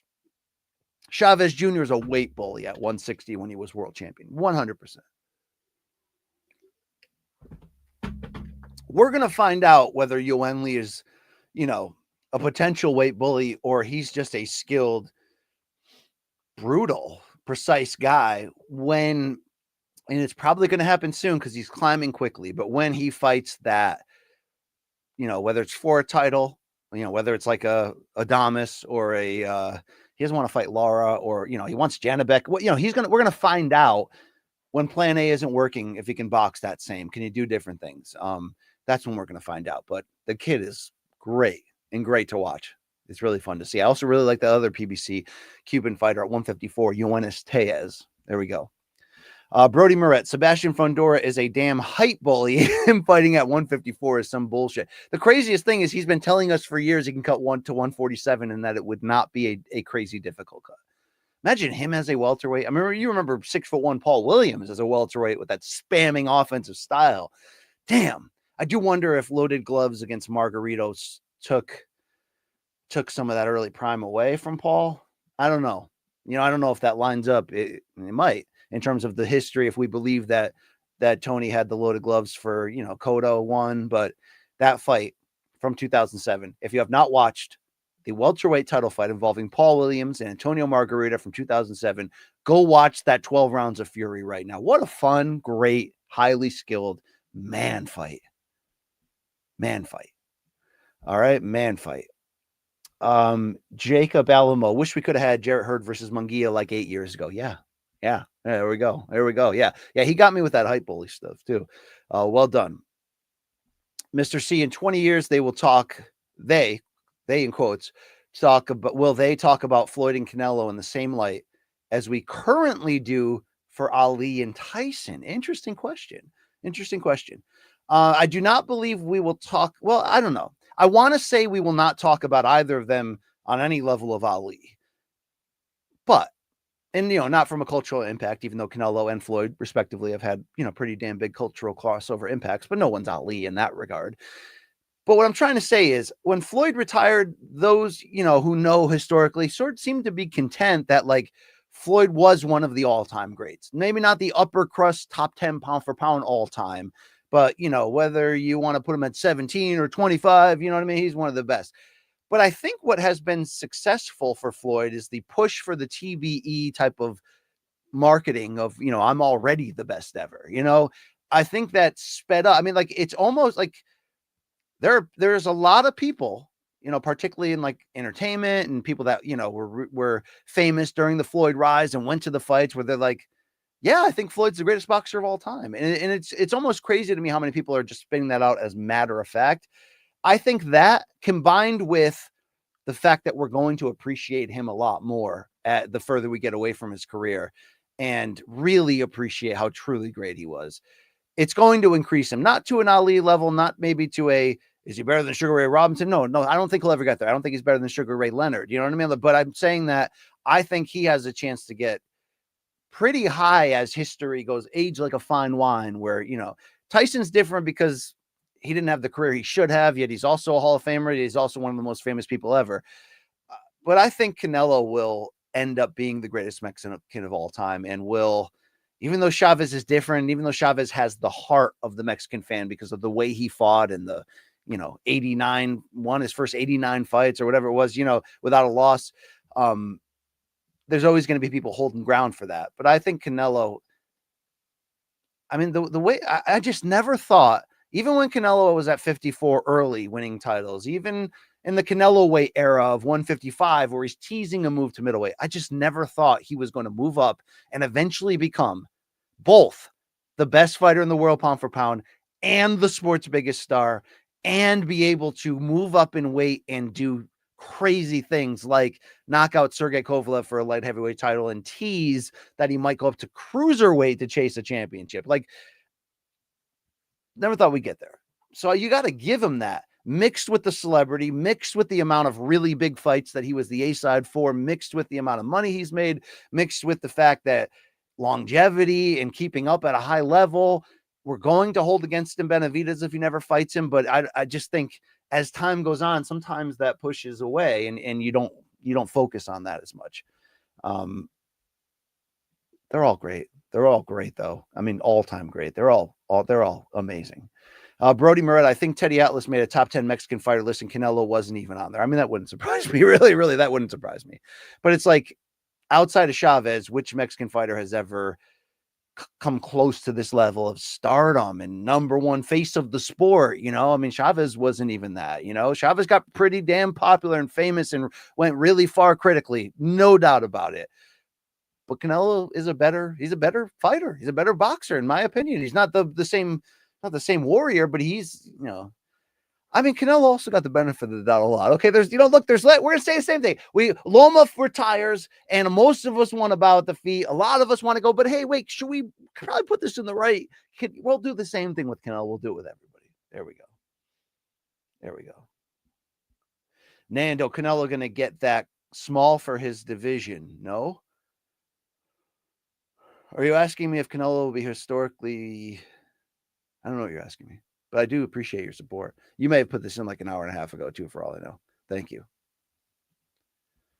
All right. The MMA Guru, is this a real thing?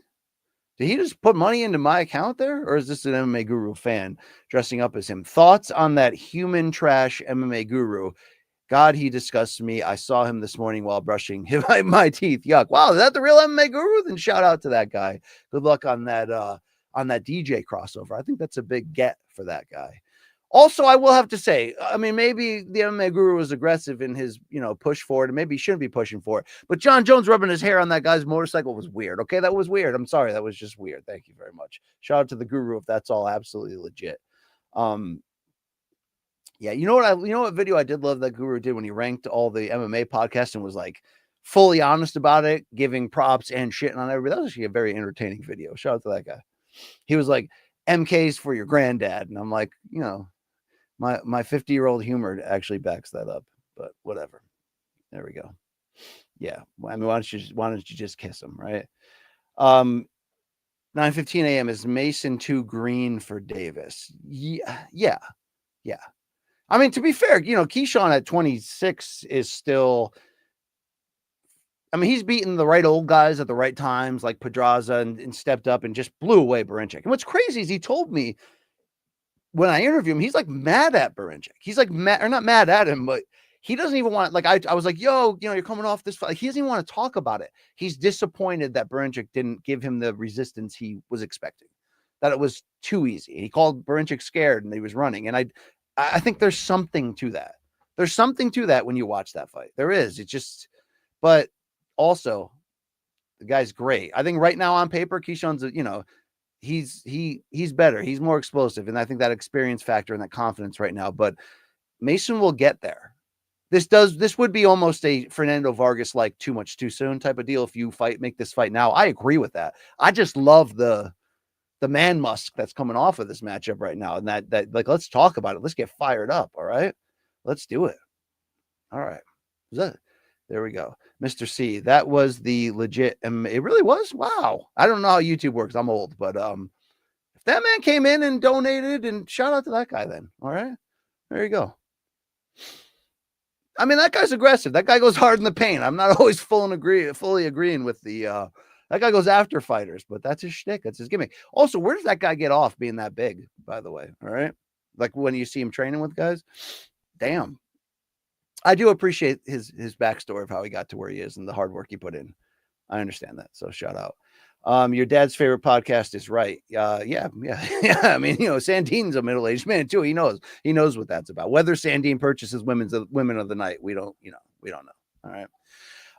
The Martin 9400 Chavez is just as popular as Big Red, if not more. The difference is he stands out because no one besides him can sell 300,000 plus pay-per-views today.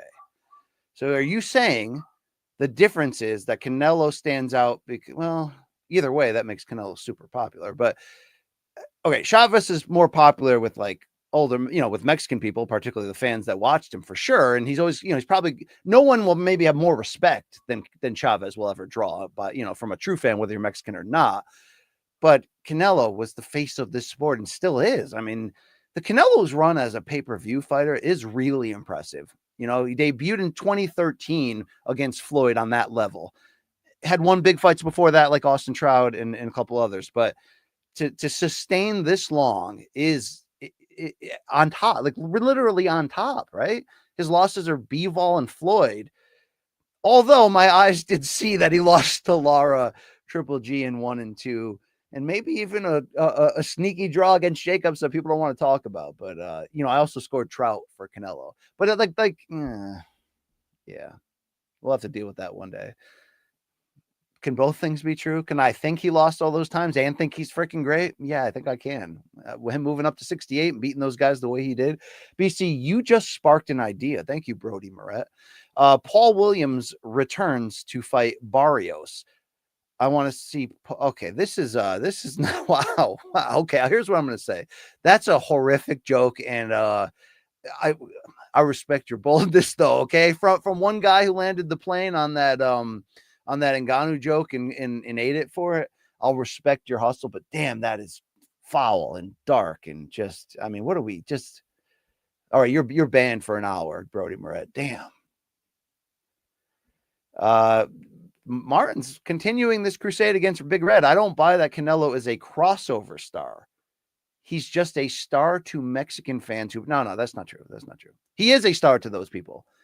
But when you fight major show-stopping pay-per-views against Floyd Mayweather in his absolute prime, have a 3-fight series, although do we really, is the third one Rocky 5 basically, against Gennady Golovkin that was, not only sold the shit out of pay-per-views, but was, front page news in sports, and then go on the we're not doing this game today. Okay. There we go. All right, let's go back to these paid questions here. Let's see where, or a couple non-paid. Brody says Keyshawn had Mason shook at that press conference. He was stuttering. I don't think he expected Keyshawn to spin it around on him. That's what I love about Keyshawn, man. He's spicy. All right. There we go. Evil music. Pablo Torre. Yes, I sit in the same seat where Pablo Torre finds things out.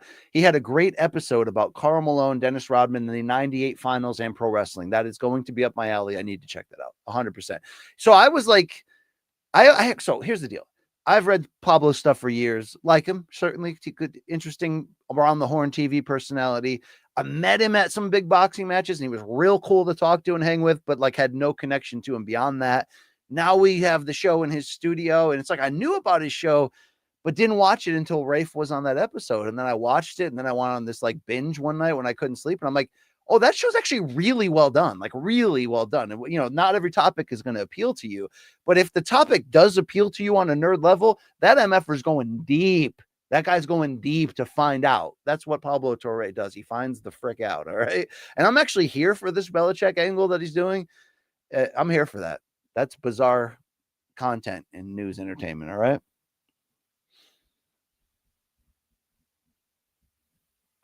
Hold on. Checking business here.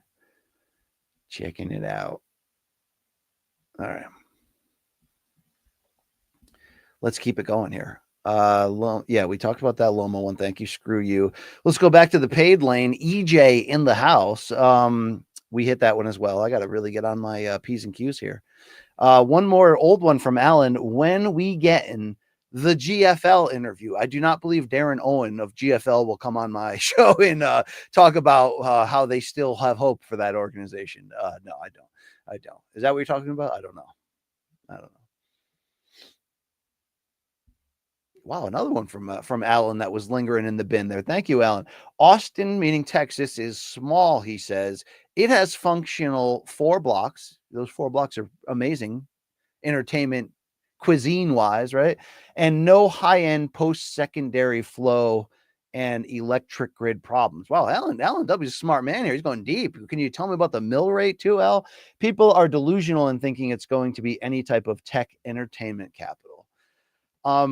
I think, Schaub's willing to take the delusional gamble on a lot of things. I mean, he just stumbles into MMA and becomes a top 10 heavyweight. He stumbles into comedy and gets a Showtime special, right? He stumbles into the NFL and breaks Tim Tebow's record of,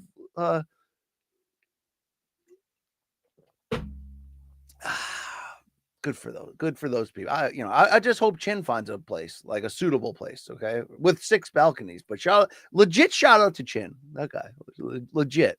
All right, that's what I'm talking about. Christian L, thank you for supporting this show as well. Laughed my ass off when you brought up BGL on Wednesday's MK. Is that not the first thing everyone thinks about right now? Hold on. Who the hell is BGL? Says Luke. You're a real one for that. BCO. Thank him. Yeah, I had to dig deep on the Reddits, but then didn't feel it was appropriate to actually explain what that reference meant. But if you know, you know. And I've got to say, like, holy crap, art imitating life here, or art imitating weirdness, entertaining life. The feud between Trump and Musk right now, it completely reminds you of the BGL Schaub feud and how they broke apart, and BGL went from this disgusting human to, oh shit, he's going to be in studio on the 10 Minutes of Schaub broadcast in Gerardo's living room. Like, holy shit. And then, we got addies and baddies. We got all the stories. We got all the dirt. Wow. That's Elon right now. People are tweeting at Elon, show us the proof that the assassination attempt was fake. I'm like, this is getting wild right now. You know what I mean? And, Mark Hardley, he reveled in those moments, man. He had a minor star turn in the Reddit sphere for the Cats. Thank you. All right. Yeah. Really well done. BC says Hammerstein Bergamon. It was so much needed nip. Yeah. Well, I think that's what Reddit brings to everyone but the Schaubs. Happiness of it's the creativity of expressive art and jokes. It's just really next level. BGL, big gay lion, I guess is what that. I don't know. I don't know. All right, it's wild. Thank you, Christian L, for your question. Old man Dave supporting the show here. Thank you. As always, appreciate the comments or the content, BC. Are you happy with your decision to start your own live chat? Wish maybe you started one earlier. Fair question. Very fair question. This has been an interesting YouTube journey. Am I, have I taken my foot off the gas the last couple of months? Definitely. Some of that was due to, being busy, or, look, if my full-time job is busy, then that's obviously the priority. And sometimes just sort of hitting a wall algorithm wise, where you're like, man, I don't even know what this channel wants, right? Whatever. But, the live chat's the best part of it, along with reuniting with Rafe, which is kind of turning into a live chat itself, because we do it live and you guys are very interactive in that. And I appreciate that, because that show is so fun to do and has had a reputation for being, it's like extreme boxing MK in a way. It's the same idea of like, we're going to give you great analysis and really edgy opinions, and we're going to be absolutely ridiculous in the whole process. Like we're hanging out on our couch, So, I'm really happy to get that back. I'm really happy to have this live chat to go deeper, with MK being twice a week, and, there is a hole sometimes for breaking news to jump in. And to just build this weird community with you guys has been an absolute blast. So thank you. I don't know sometimes why you guys would stay on one for 2.5 hours to listen to me talk the same stories over again, but I appreciate it. All right. So, hopefully we can raise a glass once a week and laugh with each other. In terms of like the YouTube future, I don't know. It kind of just, yeah, I need to do more. I need to do more stuff that excites me and gets me, and it's never about the views or the money anyway, which isn't a lot, but, it's more about just feeling good. Like I'm putting something out there, like I'm creating something that at least matters to my weirdness. So thank you guys for playing ball. And sometimes, I got a good interview out there that matters in the combat game at the moment, but I want to get back to having friends on talking about timely things. There we go. Old man Dave, I listen while I'm at work. It makes the time pass. Appreciate that. Yes. I thought you said it makes you piss. I was like, that's interesting. That's interesting. Ant Reject, Inside the Box is becoming my fave watch and listen. That warms my heart right there. All right. Cause, Rafe's the man. And we always knew we had something there of being two guys who, while we love history and rankings and real fights and all that stuff, we almost love more boxing Twitter and boxing Instagram and just seeing badass fighters be absolutely weird in real life and just revel in the absolute absurdity of the sport. And that's why I need to get the time or the soundboard back, or just finally man up and load up all these sound drops, because those drops tell the story of this ridiculous sport better than I can. I mean, it's 2013, and athletes, they do sleep with a lot of women, if you know what I'm talking about. Probably not. Thank you. All right, let's hit back on these questions. Run them cheeks, my man over here, Joe. Thank you. Are there any records that you regret buying? Wow, you always have when I start this spin-off music show, and by the way, Bronstetter's like, yo, when are we doing this thing here? Okay. He's like, I'll co-host it if you need me. So shout out to Bronstetter. Love that guy. That's a great question that would probably belong on a show like that. I never really thought about it. Do I regret buying? I mean, a couple like small regrets where maybe the record didn't live up to it. I was in such a Steve Winwood kick one time, and I paid more money than it was worth to get a Spencer Davis group record, their best one, with him as 17 years old on lead vocals, and it just didn't live up to what I was expecting. And with the price, which I get, it's weird. I get very, very thrifty on records buying. You know what I mean? It's like there's the chase of finding a record that deep in your mind you've been looking for, as opposed to just buying it on the internet or something, and then finding it at the price that matters to you, finding it at your price, or taking a gamble on a great record that's like marked down because it's not up to the scratch standards of somebody else, but then you bring it home, you're like, yo, I could live with this. And I don't know, it's like there's a cigarette after sex type warm feeling there and doing it that way. But in terms of regret, yeah, there's been a few where it's just like, man, I thought that thing was going to hit me a certain way and it didn't, or it didn't yet. That's the thing. So then I went back to that Spencer Davis record last week randomly and was like, damn, what a good ass band. That stretch, that 64 through 67 stretch, before psychedelic figured out what it was, when regular pop was beginning to experiment with. That's why the Jeff Beck portion of the Yardbirds is just must listen, because it's that same thing. Like it's, oh yeah, we're a pop rock band, but we're bringing in elements of Indian music. We're bringing this and that. They're creating the template for psychedelic rock while still sounding like, Mercy Beat English hit makers to a certain degree. So I don't know how we got into that conversation. Thank you very much. I mean, maybe there's a show there. Maybe it's like a 2-hour show of BC just inside his own head talking about me. Oh, wait, that we have one. It's called this right here. All right. Thank you. Thank you. Brian Dolan. Wow. Is this a newcomer here? Welcome. But we're going to have to initiate this guy, right? We're really going to have to do that. Hey, BC, first time BCX listener, but longtime MK fan. Wow. BD. Thank you for making the leap and trusting me that I can hold your entertainment by speaking in long, exaggerated, repetitive circles. Terence Crawford, does Terence Crawford have a path to being a top 5 boxer ever? Maybe Canelo, Bivol, Benavidez, ? Does that get him there? Wait, are you suggesting that maybe those other guys also have a chance of being a top 5, or maybe Crawford would have a chance of being a top 5 if he beat all of those guys that he's like, never going to get in the ring with Bivol or Benavidez. I don't really know, but we'll take it one step at a time. Let's see. Does he have a path of being a top 5 boxer ever? It's hard because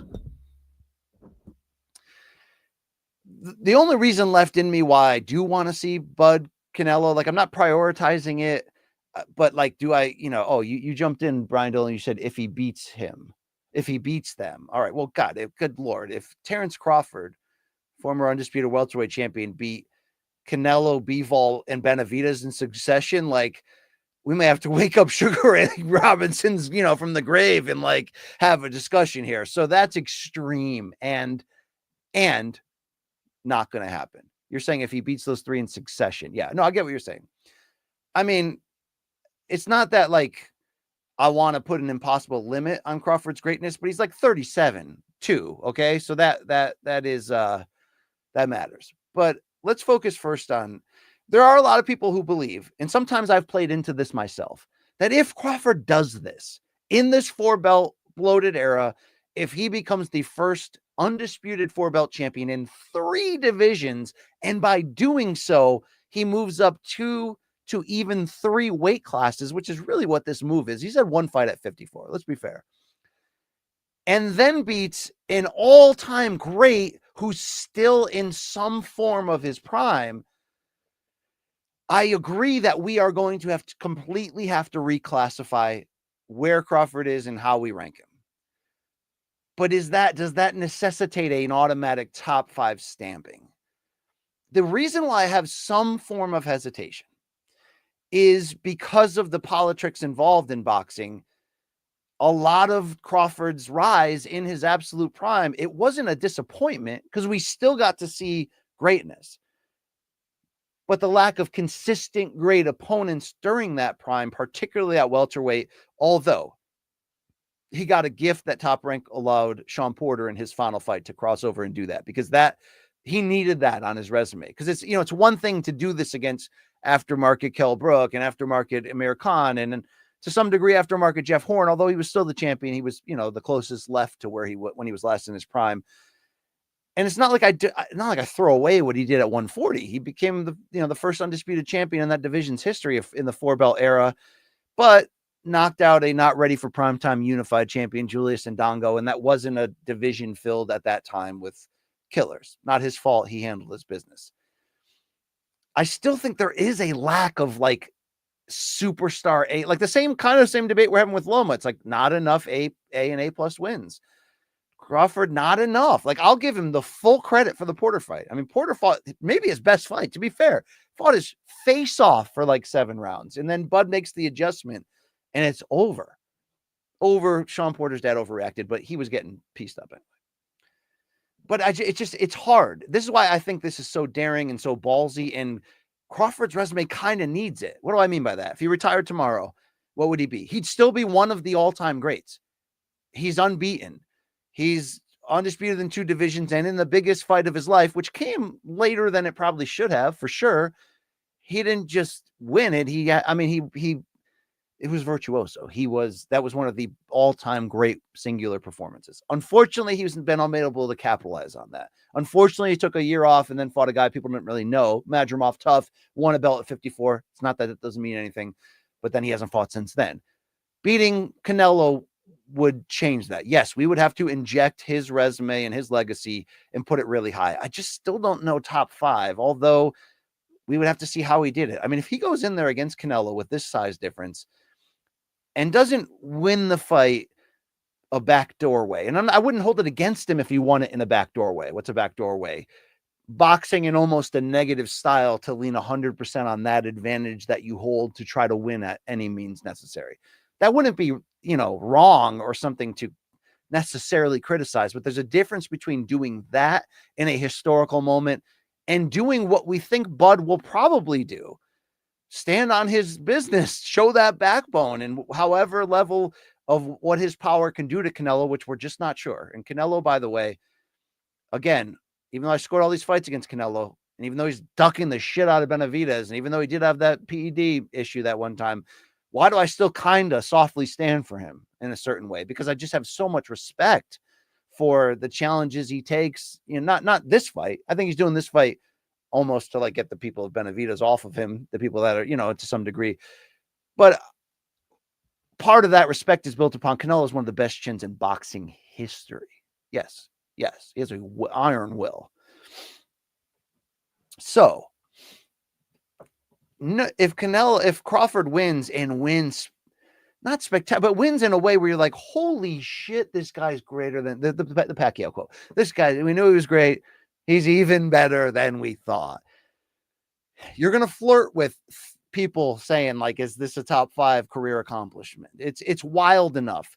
I think if he would continue on after that, it would be if he won, if there was need for a rematch against Canelo, or if he would then say, okay, and as a closing parlor trick to make sure you all freaking know how great I am, I'm going to go back to 54 where I already have a title and try to unify and become the undisputed champion there too. Now we're talking, we're getting close to top 5 at that point, right? I mean, we really are. And it's like, but there's part of me that's fearful that the Spence win was Spence hitting that wall to a certain degree too. 2 accidents and wars later at 35. I don't know. I'm not taking that away from Bud. That win put him from possible really great fighter, but didn't show it to us, to holy shit, that's like the best win in the last 20 years. Like, holy shit. Okay.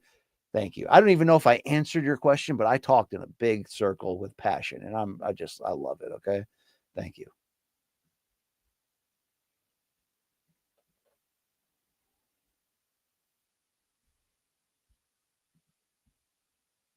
Run Dem Cheeks, my guy. Any favorite music videos? Are you speaking in the like back in the day MTV music videos, or are you speaking in other form of like live DVDs or whatever? Let's go with music videos.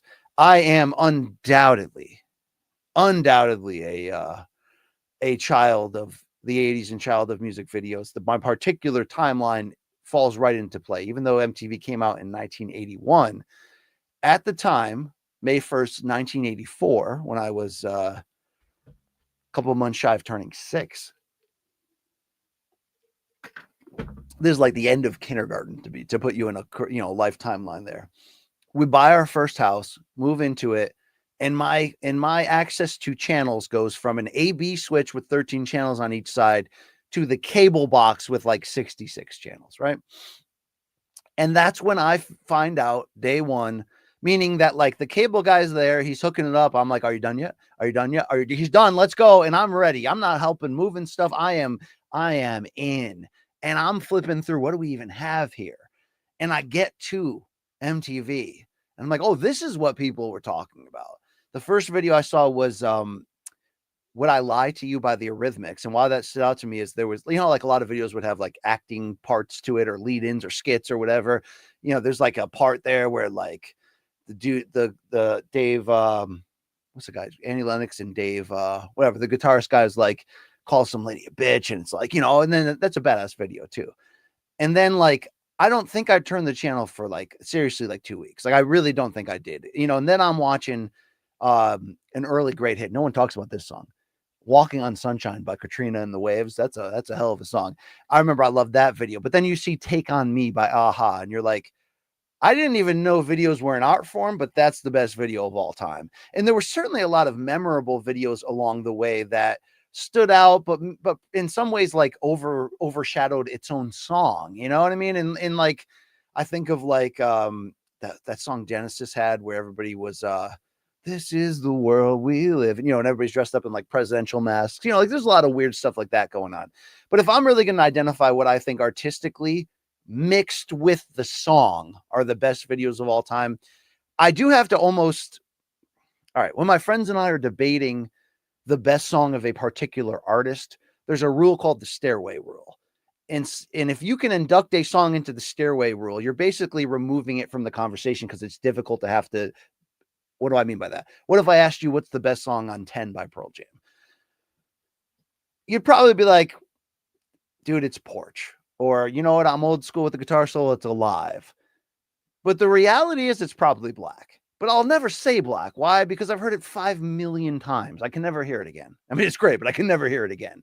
So sometimes you have to put a song in a certain Stairway of Heaven level Hall of Fame where you're like, I'm never going to say it's my favorite. I'm never going to put it in a top tier, but it's so much better than everything. And if I had heard it 24 times in my life rather than 5,600, you know, could you put like a Bohemian Rhapsody in that or something like that? I mean, we're just talking about something that's other over there. I always put Black by Pearl Jam in there. I'm not even talking about that. All right. To some degree, I'm going to put Thriller, the music video by Michael Jackson, under that same Stairway ruling. It's so out of this world, you can't even, like, it's a 23-minute movie. Like, people bought it on VHS. When it debuted on MTV, I was watching in my grandmother's basement. It was an appointment TV. You knew what time it was debuting. It was a movie. It was a horror movie musical. It was like, I mean, it was just like, holy crap, okay? Unbelievable. Not my favorite, but respect it. I mean, I remember being scared of it at that age, but like you get addicted to like watching some of the scary parts. The real best videos of all time, my favorites are this: Hot for Teacher by Van Halen. Holy cow, that's one of the best videos of all time. Great song too, but it meets up with the video perfectly. November Rain by Guns N' Roses is probably my second favorite video of all time. And it's an epic. That's a song that almost deserves Stairway consideration under this weird frame of mind of myself and my friends. Matlock's Fight Talk says Thriller is a good call. Billie Jean. So I'm going to put Billie Jean in there too. Billie Jean, which was such a great song when it came out and still is, by the way. But when he's stepping on the sidewalk and the squares are lighting up and just the whole, like, I'm going to put Billie Jean on there. I'm also considering putting Black and White by Michael Jackson if we can take out that absolutely ridiculous 10-minute thing where he's on like the fake street corner on the car and he grabs his balls like 4,000 times. That, like, you know, remember they debuted that video on Fox and then they had to put out like a sorry disclaimer for showing that. If you remove that from the actual video, the face changes at the end, the surprisingly catchy and annoying, but in maybe a good way, like chorus of the song, I'm going to put that up there. I know Sledgehammer by Peter Gabriel is supposed to be in this category. I like it, but a little overrated in my opinion. Did you just claim lazy bed? BC like the Aerosmith video Living on the Edge where Steven Tyler holds his hog. I mean, when they came out in 93 with the trio of videos with Alicia Silverstone and Liv Tyler in some form acting, you know, crying, amazing, all that. Yeah, that was top shelf entertainment. I thought though, and I'm going to add this video to this list.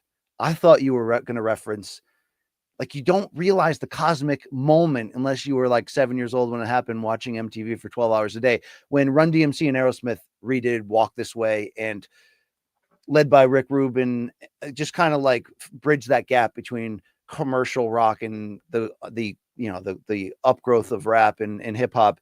And they kick down the door, you know, the wall between them. I mean, that's such great. That's up there. That's right there. And as well, I think I just gave you 5 total right there. You know, did I know friends who had Madonna's Justify My Love on VHS, that band video, and we watched it about 4,000 times? Yeah, but I'm not going to put that video up there. But I did watch that a lot. Brody likes Cradle of Love by Billy Idol. That was a good one. That was a good one. No doubt about it. I think I got to put Jump and Panama by Van Halen. They're both fantastic videos.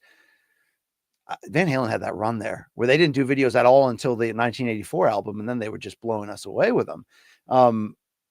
Then David Lee Roth's first Just a Gigolo. Just a Gigolo is probably number 6 on my list right there by David Lee Roth. Thank you. All right.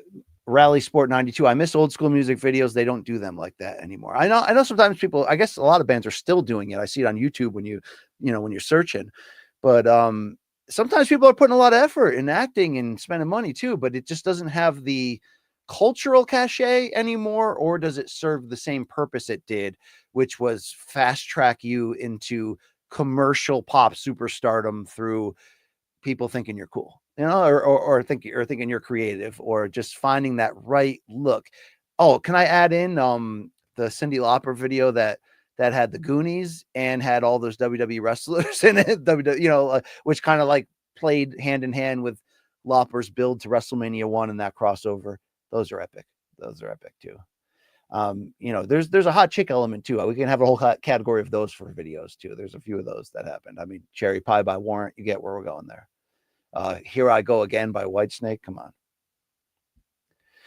Run Dem Cheeks, thank you for your support and fantastic question asking today. Lastly, from Joe, any chance you could get the Rocky movie ranking video you did for MK on Spotify? Have a fantastic, well, Joe, have a great weekend. Shout out to you. I don't think so. Is it not on Spotify as an MK clip? Did you search there? Because that was officially an MK video when I counted down, when I had forced my kids to watch Rocky and Creed, all the movies in a row of like a COVID weekend, and put that video out. Very controversial rankings to some. I get it. I think you have to search for, I know, like a lot of things got screwed up with the MK leaving the Paramount sphere. And unfortunately, one of those big casualties were a lot of our archive library. And it just is what it is at the end of the day. You know, we just had to like basically get to a point where we're like, we can either take this down a long road that could end up getting us the content back, maybe with a lot of work and changing and pulling out video and all this stuff, or we can get back live right now. And we chose to get back live. All right. You know what I mean? We're what were we down? 2 months, 2.5 months? Even that felt like a year. That was an eternity. I don't know if that was the right move in hindsight. You know what I mean? We don't know. We were doing our best in that moment. There we go. Let's hear from Henry Oria. Thank you for supporting me here. How do you see Canelo, quote, really fighting next if he beats Crawford by decision? Would love to know your thoughts. Oh, sorry. Who? Sorry, I can't read it here today. You're asking me who do I see Canelo legitimately fighting next if he beats Crawford by decision?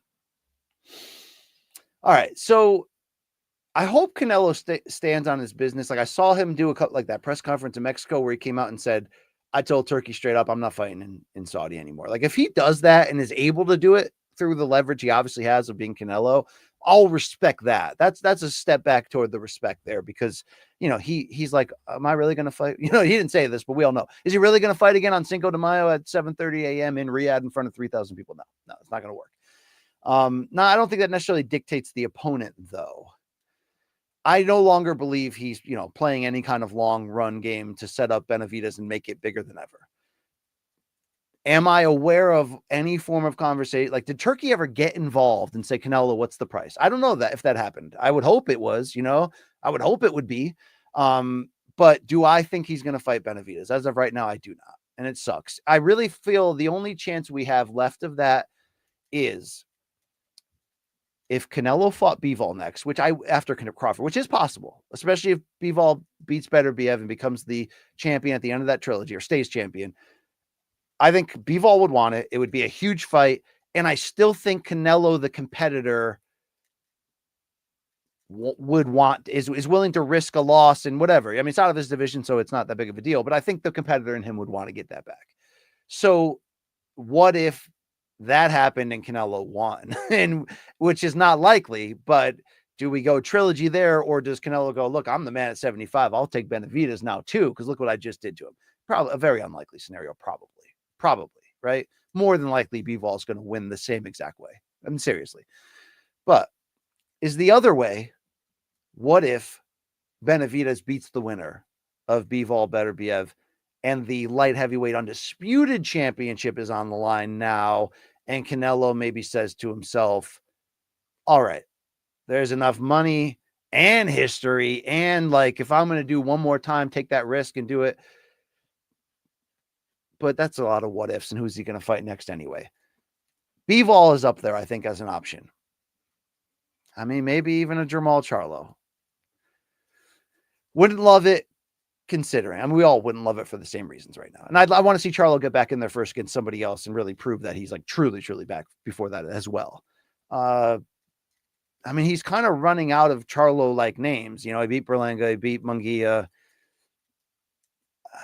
He says he's going to fight till he's 37.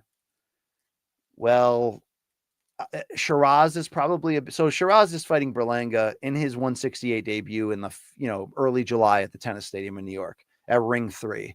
And that's also, you know, a smaller guy, a middleweight moving up now.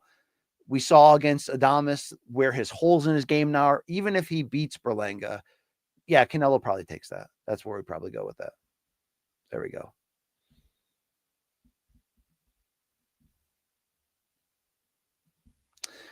User 1990, want to be starting something thriller, Billie Jean. These are some of the best beats of all time. Yes, I'm with you on that. Indeed. All right, this is Devin Tuck. We like this guy. He's a regular around here. Don't bully this gentleman. Hypothetically, if Jones smokes Tom, then what? Then Jones retires. Or I don't know. Okay, if this fight happens and if Jon smokes him, and I don't think if there's a smoke that can happen for Jon, I don't think it comes through striking. I think it would come through exposing Tom on the ground, or maybe exposing his gas tank, or maybe just, really leaning into the grappling and getting a sub out of that, which is probably possible. That could be a smoking situation, not in 2 seconds like against Gon, but like if that scenario happens, I think Jon at that point might still feel himself and still feel like, you know what, if we can get Pereira dusted off and maybe get, maybe let Poatan go in there, a fully healthy Poatan, and beat Ankalaev and take that title and then send him up there, maybe there's one more payday for him there. But it would take, in my opinion, Jon finishing dominantly both Aspinall and Poatan to ever bring back in the Ngannou discussion. Ngannou would be older by that point, and obviously there's a Dana-sized elephant in the room here that's probably going to prevent that anyway. But like, could we get to that point? Probably not. No, most likely if Jon wins, most likely he probably just retires. But I mean, it's really troubling seeing Jon say all these things and trying to figure out, like, what does this actually mean? Or is this a smoke screen? Or are they still negotiating? Or what the hell is, like, we're so far past it. God, I just really hope it's not. We're holding it only to launch the new TV deal. Like, that would just be, that's worse than we're holding Stipe another year and going to continue. And then we're going to wait an additional year on top of that in FO. I mean, this is gross. Okay. Yeah. Brody Moret, BC, what do you make of Floyd's performance against Canelo 2013? All-time great performance, or a case of Canelo being too green? It's much more all-time great performance than the latter. Some of it is certainly a result of the latter. Canelo was 23 years old, and there was not only a lack at that point. At that point he'd beaten Trout. He was coming up, beating an old Mosley, Kermit Cintron, like those level guys. He was really showing you that he's going to be something. But the biggest issue for him in that fight was not just Floyd still having it at 36, which is the biggest part of the virtuoso of it. Whether or not all of our heroes are on PD, or none of them was, or he was, or never was, like any scenario you send to me, Floyd at 36, at the time of his, the second fight of the 6-fight Showtime deal, which we were all saying when he signed it at age 35, we're like, oh, that's a lot of money, 300 million over like a couple of years, but there's no chance he fights that many fights, right? There's no chance he fights 6 more times. The fact that he did, the fact that he held his dominance, the fact that he did face live bodies to some degree during that stretch, particularly this version of Canelo, and then what he did to him is on the level of Crawford doing that to Spence. But the age and inexperience played a part. Yes, the biggest part was Canelo and Eddie, his trainer, Eddie Reynoso, having the stubborn confidence to believe that he could win it by outboxing Floyd. Or I'm not sure they thought that, right? In their mind, like a lot of us, I predicted that Floyd would win that, but that Canelo might knock him down, that it would be like a real fight. Of course, a lot of us were thinking that because we're like, a normal human is going to hit the wall. Floyd was not a normal human at 36. He was just, I mean, it is remarkable, right? However you want to look at it, it's remarkable how great he still was at 36. And that's part of this. But the stubbornness of Canelo and Eddie to not make the adjustments, to maybe they thought they're going to come in and hurt him to the body and, land their shots or whatever, or even counter his jabs or whatever. No, none of that was happening. They did not know how to adjust out of what Floyd was doing. And Floyd was doing what Floyd was doing almost instantly. Yes, there were like a little bit of feeling out, But Floyd picked up those patterns quick and just clowned him and owned him and was making fun of him after he, missed shots. That inexperience was so key, but that inexperience was a boulder when you consider they didn't even know how to adjust out of that. I mean, that was such a wake-up call for them. And I'm glad Canelo never, did the star thing and dumped the original trainer. They've built something very special together. They also build a reputation for PEDs in their gym. It's possible. But, again, I'm not going to act like I don't truly think in my heart that most of my heroes have been regularly on PEDs through all these decades. Like, come on. Yeah, dude, it's watch that. Go back and watch that fight. Like, it's just ridiculous, even with some of those built-in advantages. But it's not an advantage to be 36 years old. And he pissed on him. Just an absolutely incredible performance. Mr. C, BC, what do you think of Teofimo's manager saying Teo was having some mental health issues? I don't think he said that. He just said there were personal issues. Did he go deeper, or are you saying that he's alluding to that? And that he wouldn't be ready by August for Haney. You think there's some truth to it? Are you getting sick of it all? All right. It's not as easy to just say, oh, Teofimo's crazy. Like, Teofimo is kind of crazy and unhinged. And it's interesting how much he was able to hold that together on his initial rise, and that it was his dad who was looked at as the wild card in his group.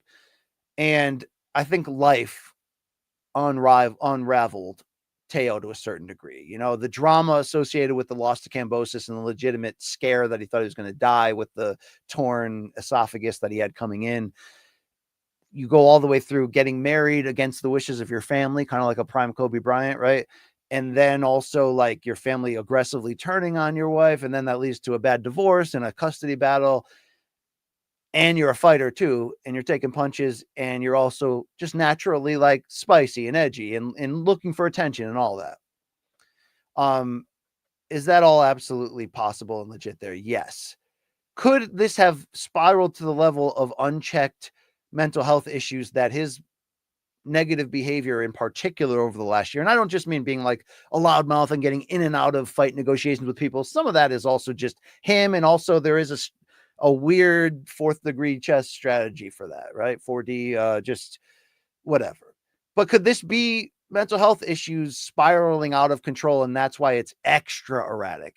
Yeah, that could play a part. I could believe that. I don't know if that's necessarily what Keith Connolly was saying. I'm certain I understand how you can interpret that. And it's certainly not an excuse necessarily straight up for some of the real raw behavior like the hard R. But if this is what he needs, then it's the right choice. It's the right choice to step away. I don't fully understand the decision making he's been doing lately. I do understand that they're smart. Him and his dad are smart. They're street smart. They like they are playing games a lot, whether it's effective or not, or whether you agree with it or not. But this just seems like there's no, like, what is he chasing? Like, he kind of has what he wanted. He wanted to get away from Top Rank and have more say and attract bigger purses. Well, now Top Rank's basically just a promoter in name only, getting their percentage fee. Dan Rafael reported that, and that Turkey's his promoter and calling the shots. Well, he's kind of going in and out and pissing Turkey off. That's almost in ways that are holding up his arc in his career. I mean, the narrative was, well, he got offered less money against Haney, and that's why he revolted. Then you find out he got 11 million offer to fight Haney, and you're like, okay, well, if you're only about the money, then take that fight, right? But I don't understand. I hope he's going to be okay. He's hurt himself to a certain degree. It's not irreparable in the public eye.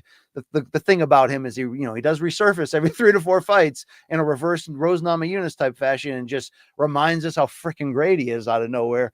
And he is someone that either needs chaos around him or has just grown and adapt to learn how to operate at his best within that trauma and chaos. I'm not really sure all of that, but I wish him well. He's been one of my favorite athletes to cover, and he's also annoyed us or pissed us off a lot. That's what you had asked me. Thank you, Mr. C. All right.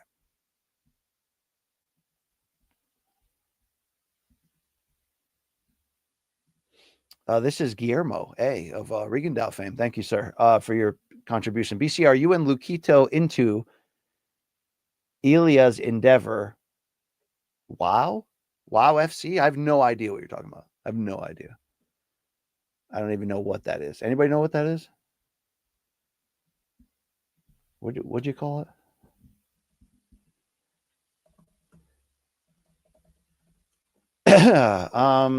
Okay, so Ilia Topuria is now part owner of the MMA promotion Way of Warrior FC, one of Spain's top professional MMA pros. So I did not know that. I did not know that in the current arc of all things Ilia as he prepares for Charles Oliveira and the lightweight title. That's pretty cool, actually. I think that's cool. I think that's cool. And I like when fighters, whether it's boxers or MMA fighters or even Conor McGregor right now, becoming a investor or part owner here of BKFC, and Mike Perry and Jon Jones doing it with Dirty Boxing. I like when guys are business minded and start thinking of that. It sets up an opportunity for them to begin creating their post-career role within the fight sports game as well. Yeah, we'll see. The proof is in the show, but we'll see. All right. Marc Antoine Dussault of French Canada, my guy. All right. BC, how great would it be if Merab walked out to Welcome to the Machine by Pink Floyd off of Wish You Were Here? Feels like a missed opportunity given his nickname. Well done. And there's a few machine related hard rock songs you can certainly play with here, or how about Head Like a Hole from the album Pretty Hate Machine? No, that doesn't work the same way from Nine Inch Nails. But yeah, this would be awesome and it would rule. I don't think Merab listens to Pink Floyd. Just my guess, though.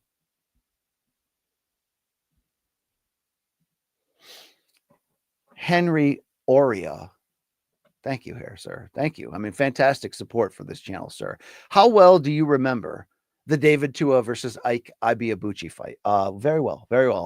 A lot. I did buy it on DVD when I was getting back into boxing hardcore in the 03-04 window. To this day, it still has the most punches ever thrown in a heavyweight fight, according to CompuBox, all the way back in June of 97. Yes, and it was one of those perfect early, we have two future heavyweight champions building on our, so let's just put them in against each other and find out, right? And yeah, and it was certainly in an era when, the late 90s where the heavyweight was on top and heavyweight still mattered, with, at that point, Tyson falling apart, but Lewis and Holyfield and all that wasn't as strong as the early to mid 90s, but was still heavyweight boxing. Oh yeah. That was a wonderful fight. The output of both, the fact that both were such feared knockout punchers, and it's like, what is it going to look like if you put them in there together? It wasn't Foreman Lyle, it wasn't rock'em sock'em knock it down, but it was high skill and very high pace. And yes, they tested the chin of each other. There's no doubt about it. Definitely rewatch that fight if you haven't, just to see two guys, both of whom never quite fully became what they could have or should have or we expected them to. Ibeabuchi, because he raped a woman, went to jail for a long time, and Tua, I really felt bad for Tua in that Lennox Lewis fight. He couldn't figure out how to be David Tua in that fight. That was a tough style matchup for him. But no, Tua never became Tyson 2.0 that he we thought he might. Mr. C, Sean should walk to Rage Against the Machine. Wow, this is good. I'm with you. This is good. It's all lining up. It's all good. Hold on, quick response here. Why don't you play with something over here? All right. Here's heard Keith Thurman was going to be here. Sounded boring. Found the man. Still sounded boring. Yeah. All right. We're going to cap this. Going to go to the end of this hour here. Appreciate everybody playing ball. Let's do it. Let's take this thing home. All right. Let's go. Wow, Henry's jumping in here with some box questions. So I'm talking about Henry. All right, we hit that one. He's got another one loaded up. Thank you. So Ibeabuchi did win that one over Tua, and it was deserved, but a very, very interesting, fun fight right there. Henry's back with more support saying, BC, do you think Felix Trinidad would have beat Shane Mosley had they fought in 2004 at middleweight? It's sad they never fought. Yes. So when you have these groups, and not all groups have the Four Kings nickname and have the success of the Four Kings all being individual first ballot Hall of Famers and fighting each other 9 times in 10 years. But we have had other pockets in certain weight classes of groupings that have held together historically. And the stretch of welterweights in the late 90s into the early 2000s, and they didn't all exist in the same weight class at the same time exactly, right? Because by the time Mosley came up after an insane run at lightweight where he was a monster and went 8-0 with 8 KOs, when he finally moved up and fought Oscar at welterweight in 2000, Felix is already at 154 and not that far away from going up to middleweight. Shane. I think Shane would go from welterweight quickly to 154.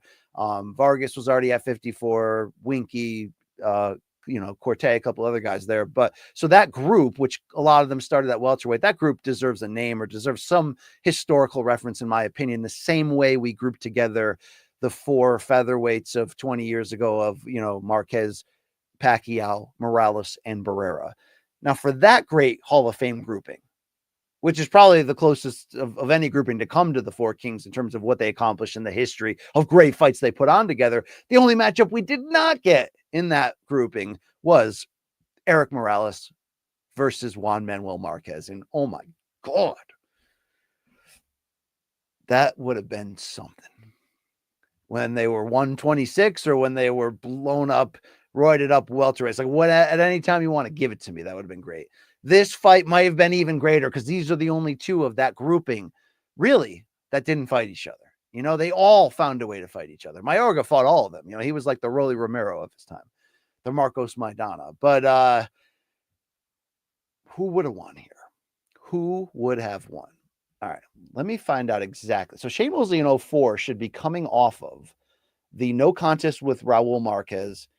And I believe the 2 losses, definitely to Forrest, correct? Let's see here.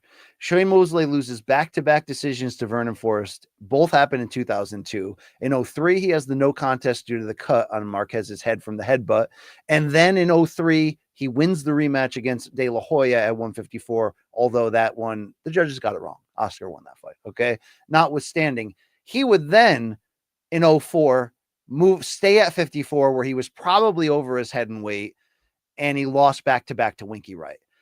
54, he could do some things. Like Oscar and him were as good of a matchup at 47 as they were at 54.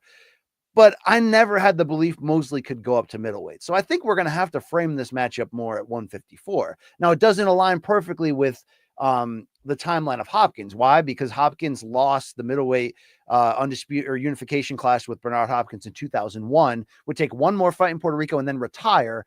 Doesn't come back until 04. So I guess, yeah, it has to happen in 04. He comes back as a middleweight, knocks out Ricardo Mayorga, and then loses one of the most one-sided big fights in history against Winky Wright.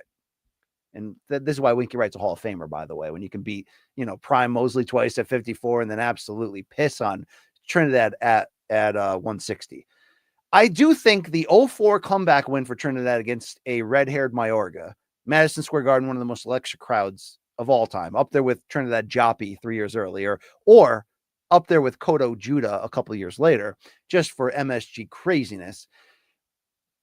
That version was still good coming off of retirement, but he wasn't great in my opinion. That was a Mayorga who was crazy, moved up to middleweight just for that fight, and basically admitted afterwards that he was like snorting coke in the casino at 4 a.m. like 2 nights before. Okay, I think it was a little bit of fool's gold, and we saw that against Winky Wright. And to be honest, we saw that when he came back again against Roy Jones. Now he also went way up in weight for that to meet Jones, and he was probably always going to lose that matchup anyway. This is a long-winded way for me of saying that Bernard Hopkins took the fighting soul. And no one really talks about this.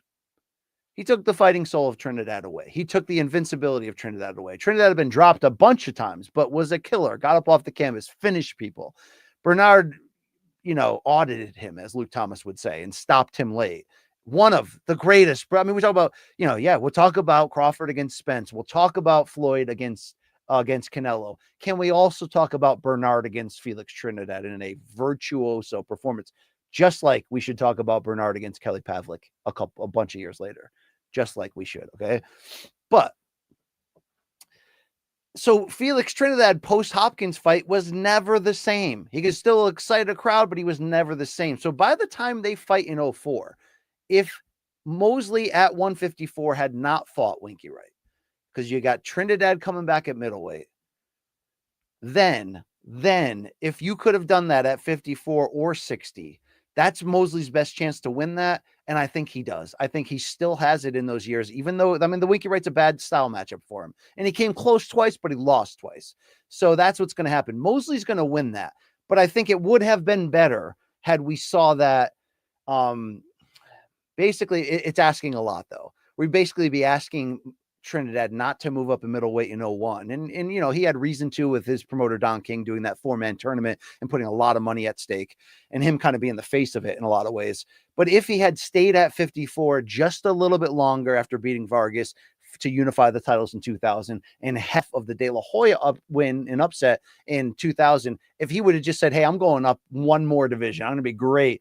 That's the moment it would have been its best. Him moving up to 54. Does he have the power to be here? And can Trinidad make that weight one more time? That collision, you know, that collision is you're gonna have more favor with Trinidad, but I can still talk my way into Mosley outboxing him because ultimately Trinidad's biggest issue was he was a heavy-footed slugger who really needed to. He could box, of course he could box, but he was a heavy-footed slugger who really needed to be stabilized and sit down to let those big punches go. That's why Oscar in the fight he got screwed against Trinidad, which he also ran like a, yeah, he did. He exposed that. Hopkins took that blueprint, took it to another level. So there we go. I don't even know if you're still listening to me. Thank you, but that's what I got for you. All right. Yeah, let's keep it going. Let's keep it flowing right here. Let's hear from from Remix, our guy Remix here, $4.99. Did you ever get your hands on the And One basketball mixtapes? Streetball had a weird peak in the 2000s. So I definitely wasn't a acquire the mixtape guy, although, you know, shout out to their original story and one of the fame they did get to. You know, I was the ESPN show era, but so you have to understand when you work at ESPN, you know, 5 days a week, and early on, first 8 years I'm working nights, sometimes overnights. I mean, you gotta earn it to become anything at ESPN. Just to be fair here, unless you coming out of some huge college and you're walking right into some huge job. I mean, you gotta earn it. You gotta earn it the hard way, man. You know, so when, for example, when ESPN Classic is playing AWA wrestling reruns and Herb Abrams UWF wrestling reruns, you know, every night at midnight. I mean, I watched every single episode 26 times, right? So I saw the And One rise. You know, I definitely was watching it on ESPN before I started working there in 05, but that's still part of it. That was a fun run. That show was genuinely entertaining. It was great. They developed legitimate personalities. Now you'll watch the Netflix sort of documentary, The Untold, about what really happened. And it's not surprising that eventually the players themselves are like, wait, we're the star of the show. We're not making what we probably should be. The owners are, you know, it's like the UFC, right? I mean, it's a story as old as time, but those, you know, yeah, that was great. No, I never believed any of those guys were going to make the league. Although Rafer Alston, he did it, but like, you never believe that. But that was it had a weird peak. It was during the time of the poker peak too, right? You know, the World Series of Poker. Everyone suddenly had poker night at their house. You know, that's the thing. The mid 2000s, before this became our life, before this really became our life, right? Like we had one, we could text on it, but we're not on the internet on there. Unless you're checking scores because you're gambling. I mean, that's about it, right? We were still living our lives by watching reality TV every day, the same episode over and over. But yeah, all right. How do we get here? All right. Mr. C, BC, I'm here for the cornflake interview. It might get 25 views, but I'm OD locked. By the way, I've been using the term OD locked in an abusive amount around my family. They're done with me on that. But I'm like, yo, kids, cornflake said it was cool. You know, that's how the kids talk, right? Yeah, I almost feel like I owe him that interview. I like cornflake to begin with, but I felt bad that I knew he was going to retire, and I felt bad that I couldn't grant his wish of interviewing him after the fight. But that's a tight broadcast. They want to keep it a very tight broadcast, and it's, you know, it's not my call. I get the call in the air, you know, and especially, unfortunately, I can't. It's not my call in a moment like that. It could be, I could have a say in having conversations, you know, ahead of time for stuff like that, but not in that tense of a moment right there. Too bad for Cornflake. I mean, he shouldn't have been in that fight either, but I like that guy. I like that kid. He got in shape. Yeah, there you go. Okay. We got it. All right. Kevin G's here. Kevin Garnett, by the way, in Uncut Gems. I'm not going to say his delivery of lines was, you know, Ray Allen and Ray Allen and You Got Game, but it just kind of works. His role in that, his playing, it just kind of worked. All right, thank you. Kevin G says, and thank you for your support, Kevin. Yo, BC, you're a pro wrestler. What's your gimmick? And who in combat sports media are you adding to your stable? If I were a pro wrestler, I would think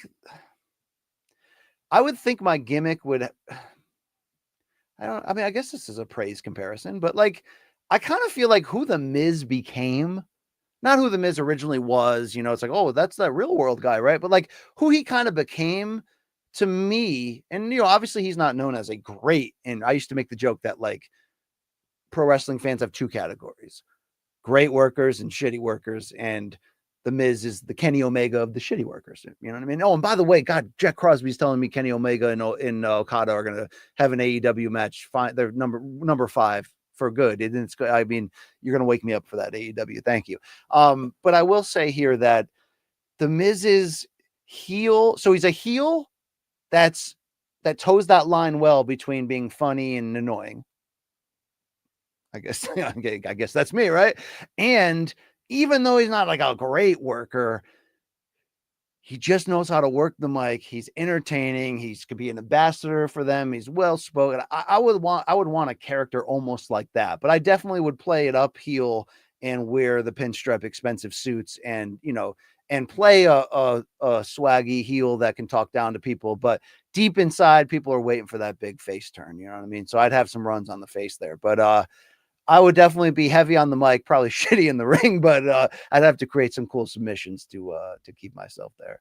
To me, I mean, let's be fair.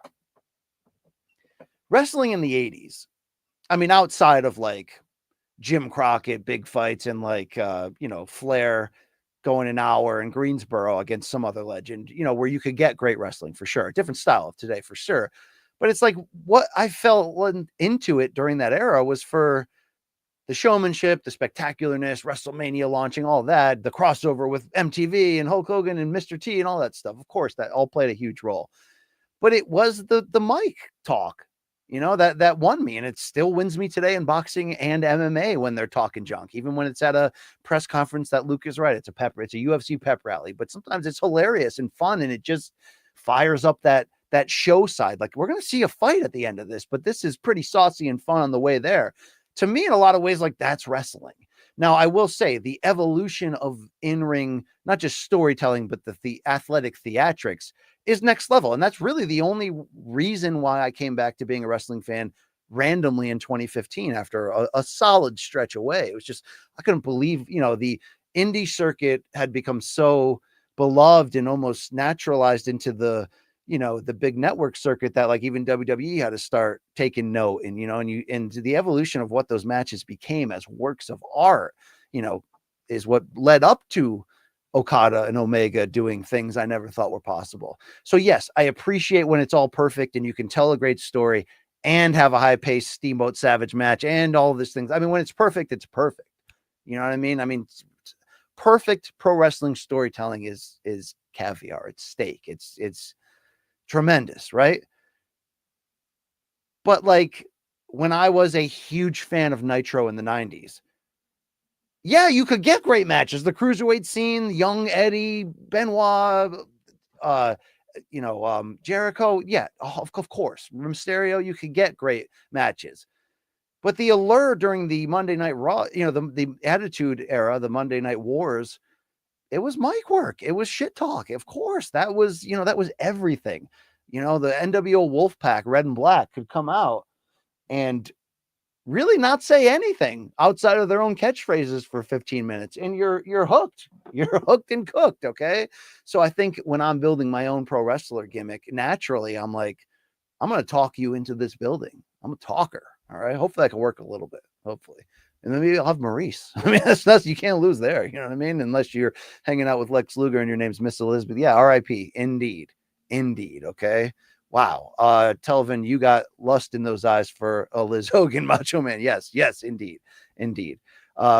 Brody Merab, my gimmick would be like X-Pac, meaning I'd have a drug-fueled relationship with.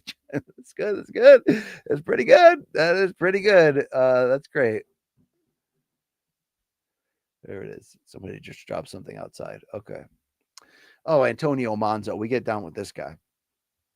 Brian, how short is Joe Rogan in real life? He's not doing a bit, not dunking on Rogan, although I think I might be able to at 6'1.5" here. No, really, the point here is like, no disrespect, this guy is just real small in person. It's alarming how small he is. At UFC 199 was the first time I saw him backstage. You know, guy was like, "Oh my god!" It was cool. Of course, you're like, "Oh my god, maybe I'll meet Rogan. This is unbelievable." The guy was a legend then, and you know, to some degree, especially in a UFC sense, he still is now, even if it's aftermarket. But when he got up from the announce table, I was walking by with Okamoto, and you know, Bisping had just upset Rockhold, and this man stood up. It reminded me of when Manny Pacquiao and Juan Manuel Marquez came to ESPN to promote their third fight, and I got a chance to sit down and interview both. And me being 6'2" with shoes on and seeing them on TV, but thinking they're giants, and then they walk in and they're like 5'4", and you're like, "Oh my god!" I mean, it's a badass little guy, but oh my god, yeah. Joe Rogan gets up, you're like, "Where's the Belmont Steak signups here, jockey?" Okay, it's that time, you know, and that's how God made him. Shout out to that guy, but you know, we got to be honest. And Mr. C right now is not being honest. Joe, yeah, he is listed at 5'8". That's honesty, but he ain't, and that's okay. You know, that's okay. Muggsy Bogues, that's okay. We still love that guy. Julian Bay. Thank you for sliding in here. Appreciate that. Thoughts on Junto Nakatani versus Nishida?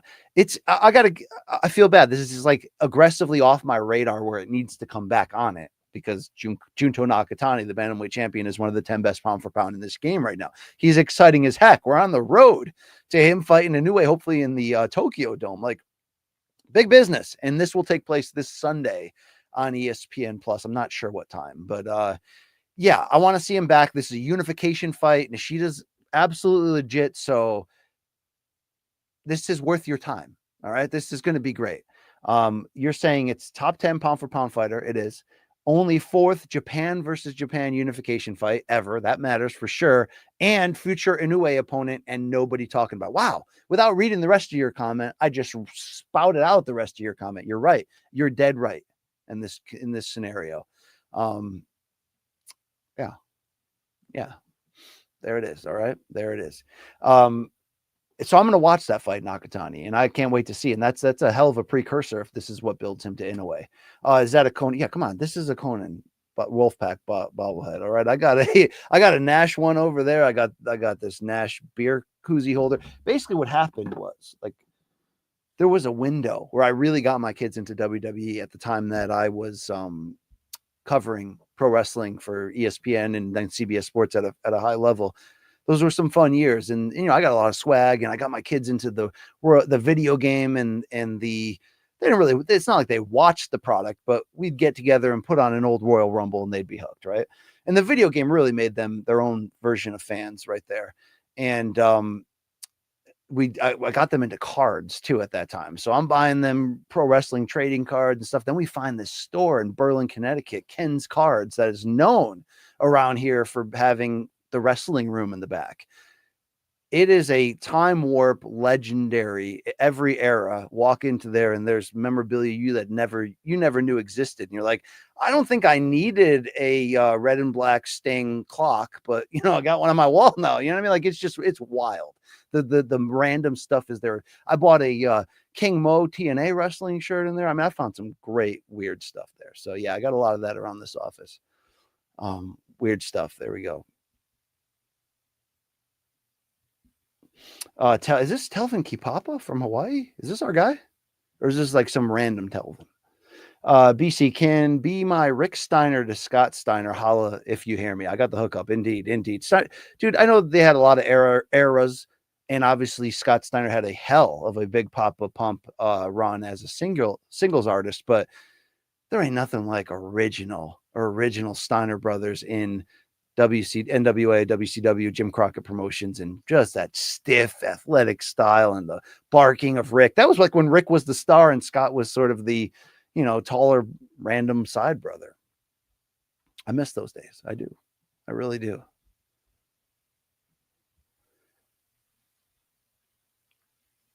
Wow, wild questions coming in. Let's hear from Beef Lamon. Wow, thank you. Is it nostalgia, or was Shasta Soda actually great? I'm going to go very good. Very good. Definitely not great. Definitely not. We certainly all have a nostalgic connection romantically to some item that if we could just have it back fresh right now, it could change. Like, I'm like, remember Bonkers candy in the 80s, kind of like a competitor of Starburst, but the commercials were wild. The commercials would have like a teacher walking down the hallway and then put a one in their mouth, and then like the walls would fall over and it'd be out of control. Like, it'd be wild. Bonkers, I'm convinced if I can get my hand on it, it'll be the best tasting candy I've ever had all over again. Cause it was a chewy candy, but it had like a juicy middle to it, a big burst, right? I also feel the same way, and I'm probably wrong about Miller Red. Do you remember in 95, 96, which would have been my junior and senior years of high school, which is, that prime welcome to American canned lager beer crossover that we all go through or used to. They had Miller comes out with a commercially cheap amber beer that's just called Miller, but everybody called it Miller Red because it had a red label. Like, that was some of my first real, hey, let's go hide in the woods and drink this 12-pack moments of life, those life initiation moments. And when that beer disappeared fairly quickly, it was actually a major fail. A lot of money put into it. It was the Arch Deluxe of McDonald's of the same era. I was like, man, those years that after, I'm like, if we could just get our hands on one more can or 6-pack of this would be amazing.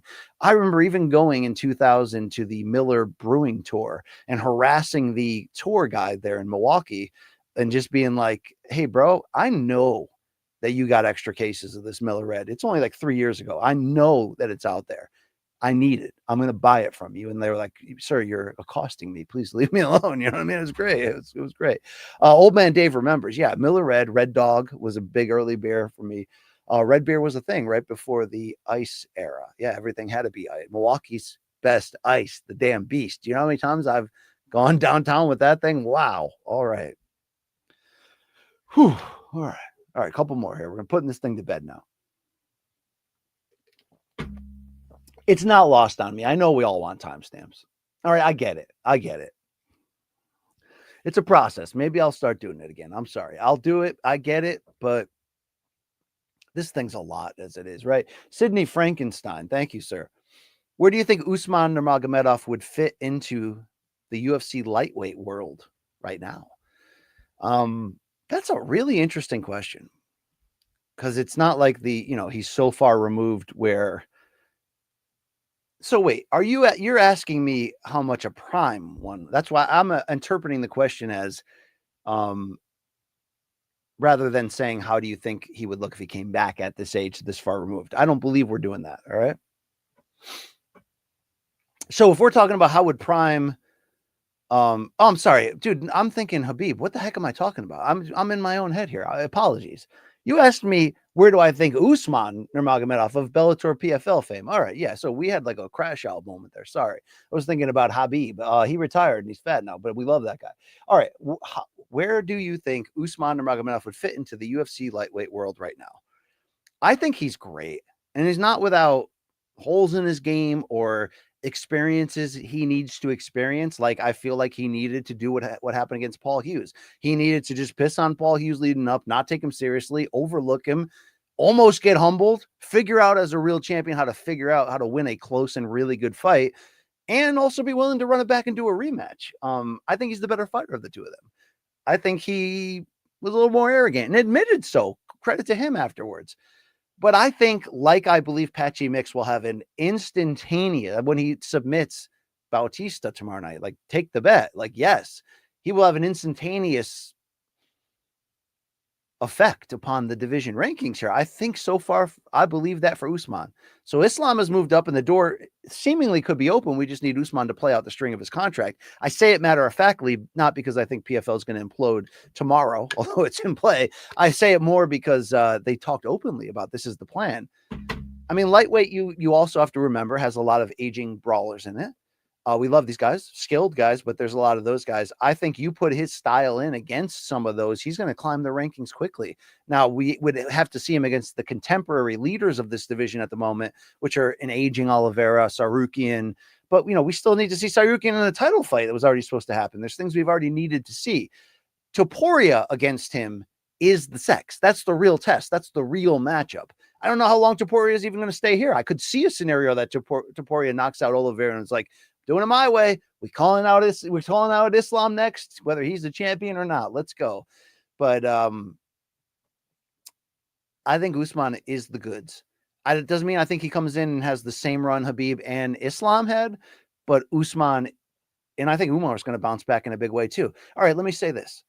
I think Usman and Umar, and if this happens, then we have to redefine the storybooks and where we're putting Abdulmanap in the great coaching tree in that, because I think they're all going to win a UFC title.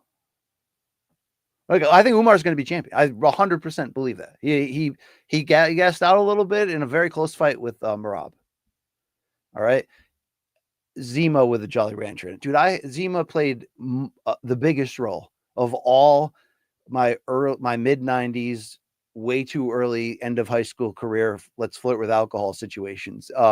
Well, we weren't flirting. We were all in, right? And I have Zima stories. I've got a lot of Zima stories to tell, but I didn't do the Jolly Rancher bit. For me, it was like when those Zima commercials came out, like when I was in middle school, like 91, 92. And at that age, you're looking at it, you're like, oh, looks like a soda and it's alcohol. Oh, this is what I'm going to drink when I become old enough. Like, this is going to rule. Like, we didn't look at it as like some alternative. It's like, we didn't look down on wine coolers and shit like that. Like, we drink a ton of Boone's Farm. All right. I did, I had like major life experiences on Boone's Farm. Am I talking to myself right now? Probably. All right, let's put this thing down.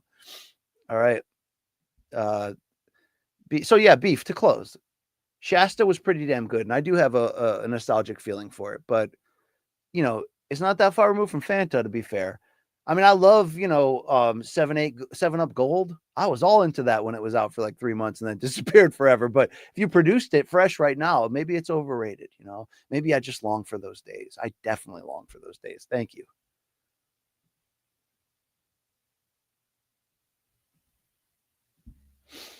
Thank you on that one there, Sydney Frankenstein. And Dr. Sweatpants, thank you for your support. Proposal story. I'm putting together my game plan. Yeah. So my wife and I, we didn't have like a shotgun marriage or anything like that, but things happen quick because you just 220 something people who've, figured out who you are and who you want to be, and you meet the right person and you're on. And I got engaged 6 months in. So it was quick. And, we just passed 18 years. So shout it out, right? Shout it out. All right. Not easy. Shout it out. It's a beautiful thing. It is. Crystal Pepsi, Telvin, I see you. I see you right there. I took down so much Crystal Pepsi. Mine wasn't overly elaborate. I didn't have money, but to save up that ring that quickly, that was a lot. I was working at ESPN at the time, but I was making like nothing. When I say nothing, I mean nothing. But I did. So basically, I acquired a key to her apartment, kind of clandestinely, then went in before she got home from work and, lined a walkway of roses and there's candles. It's kind of like the old generic way, but it still works, with a really nice card and then sort of emerge from the shadows with the ring, and yeah, really good times. I didn't put like a thing on the sky on the back of like an airplane that's like, Joe Rogan is really 5'3". Would you marry me? That didn't happen. Nothing like that. I'm not supposed to tell you that we met on MySpace as well, but that's how old you're dealing with me. Okay. That's how old I am. All right. So thank you for that. All right. Final question here. And then we're going. Thank you for your time. Thank you so much. Mr. C, BC, if you had to send your sons to a boxing dad for the summer to toughen them up, this is great. Which one you sending them to? Floyd Schofield Sr., Teofimo Sr., aka they call him Junior, or Bill Haney or John Fury? Wow, great question. Can I put Angel Garcia in there too? Is that a real one for me too? I love Angel.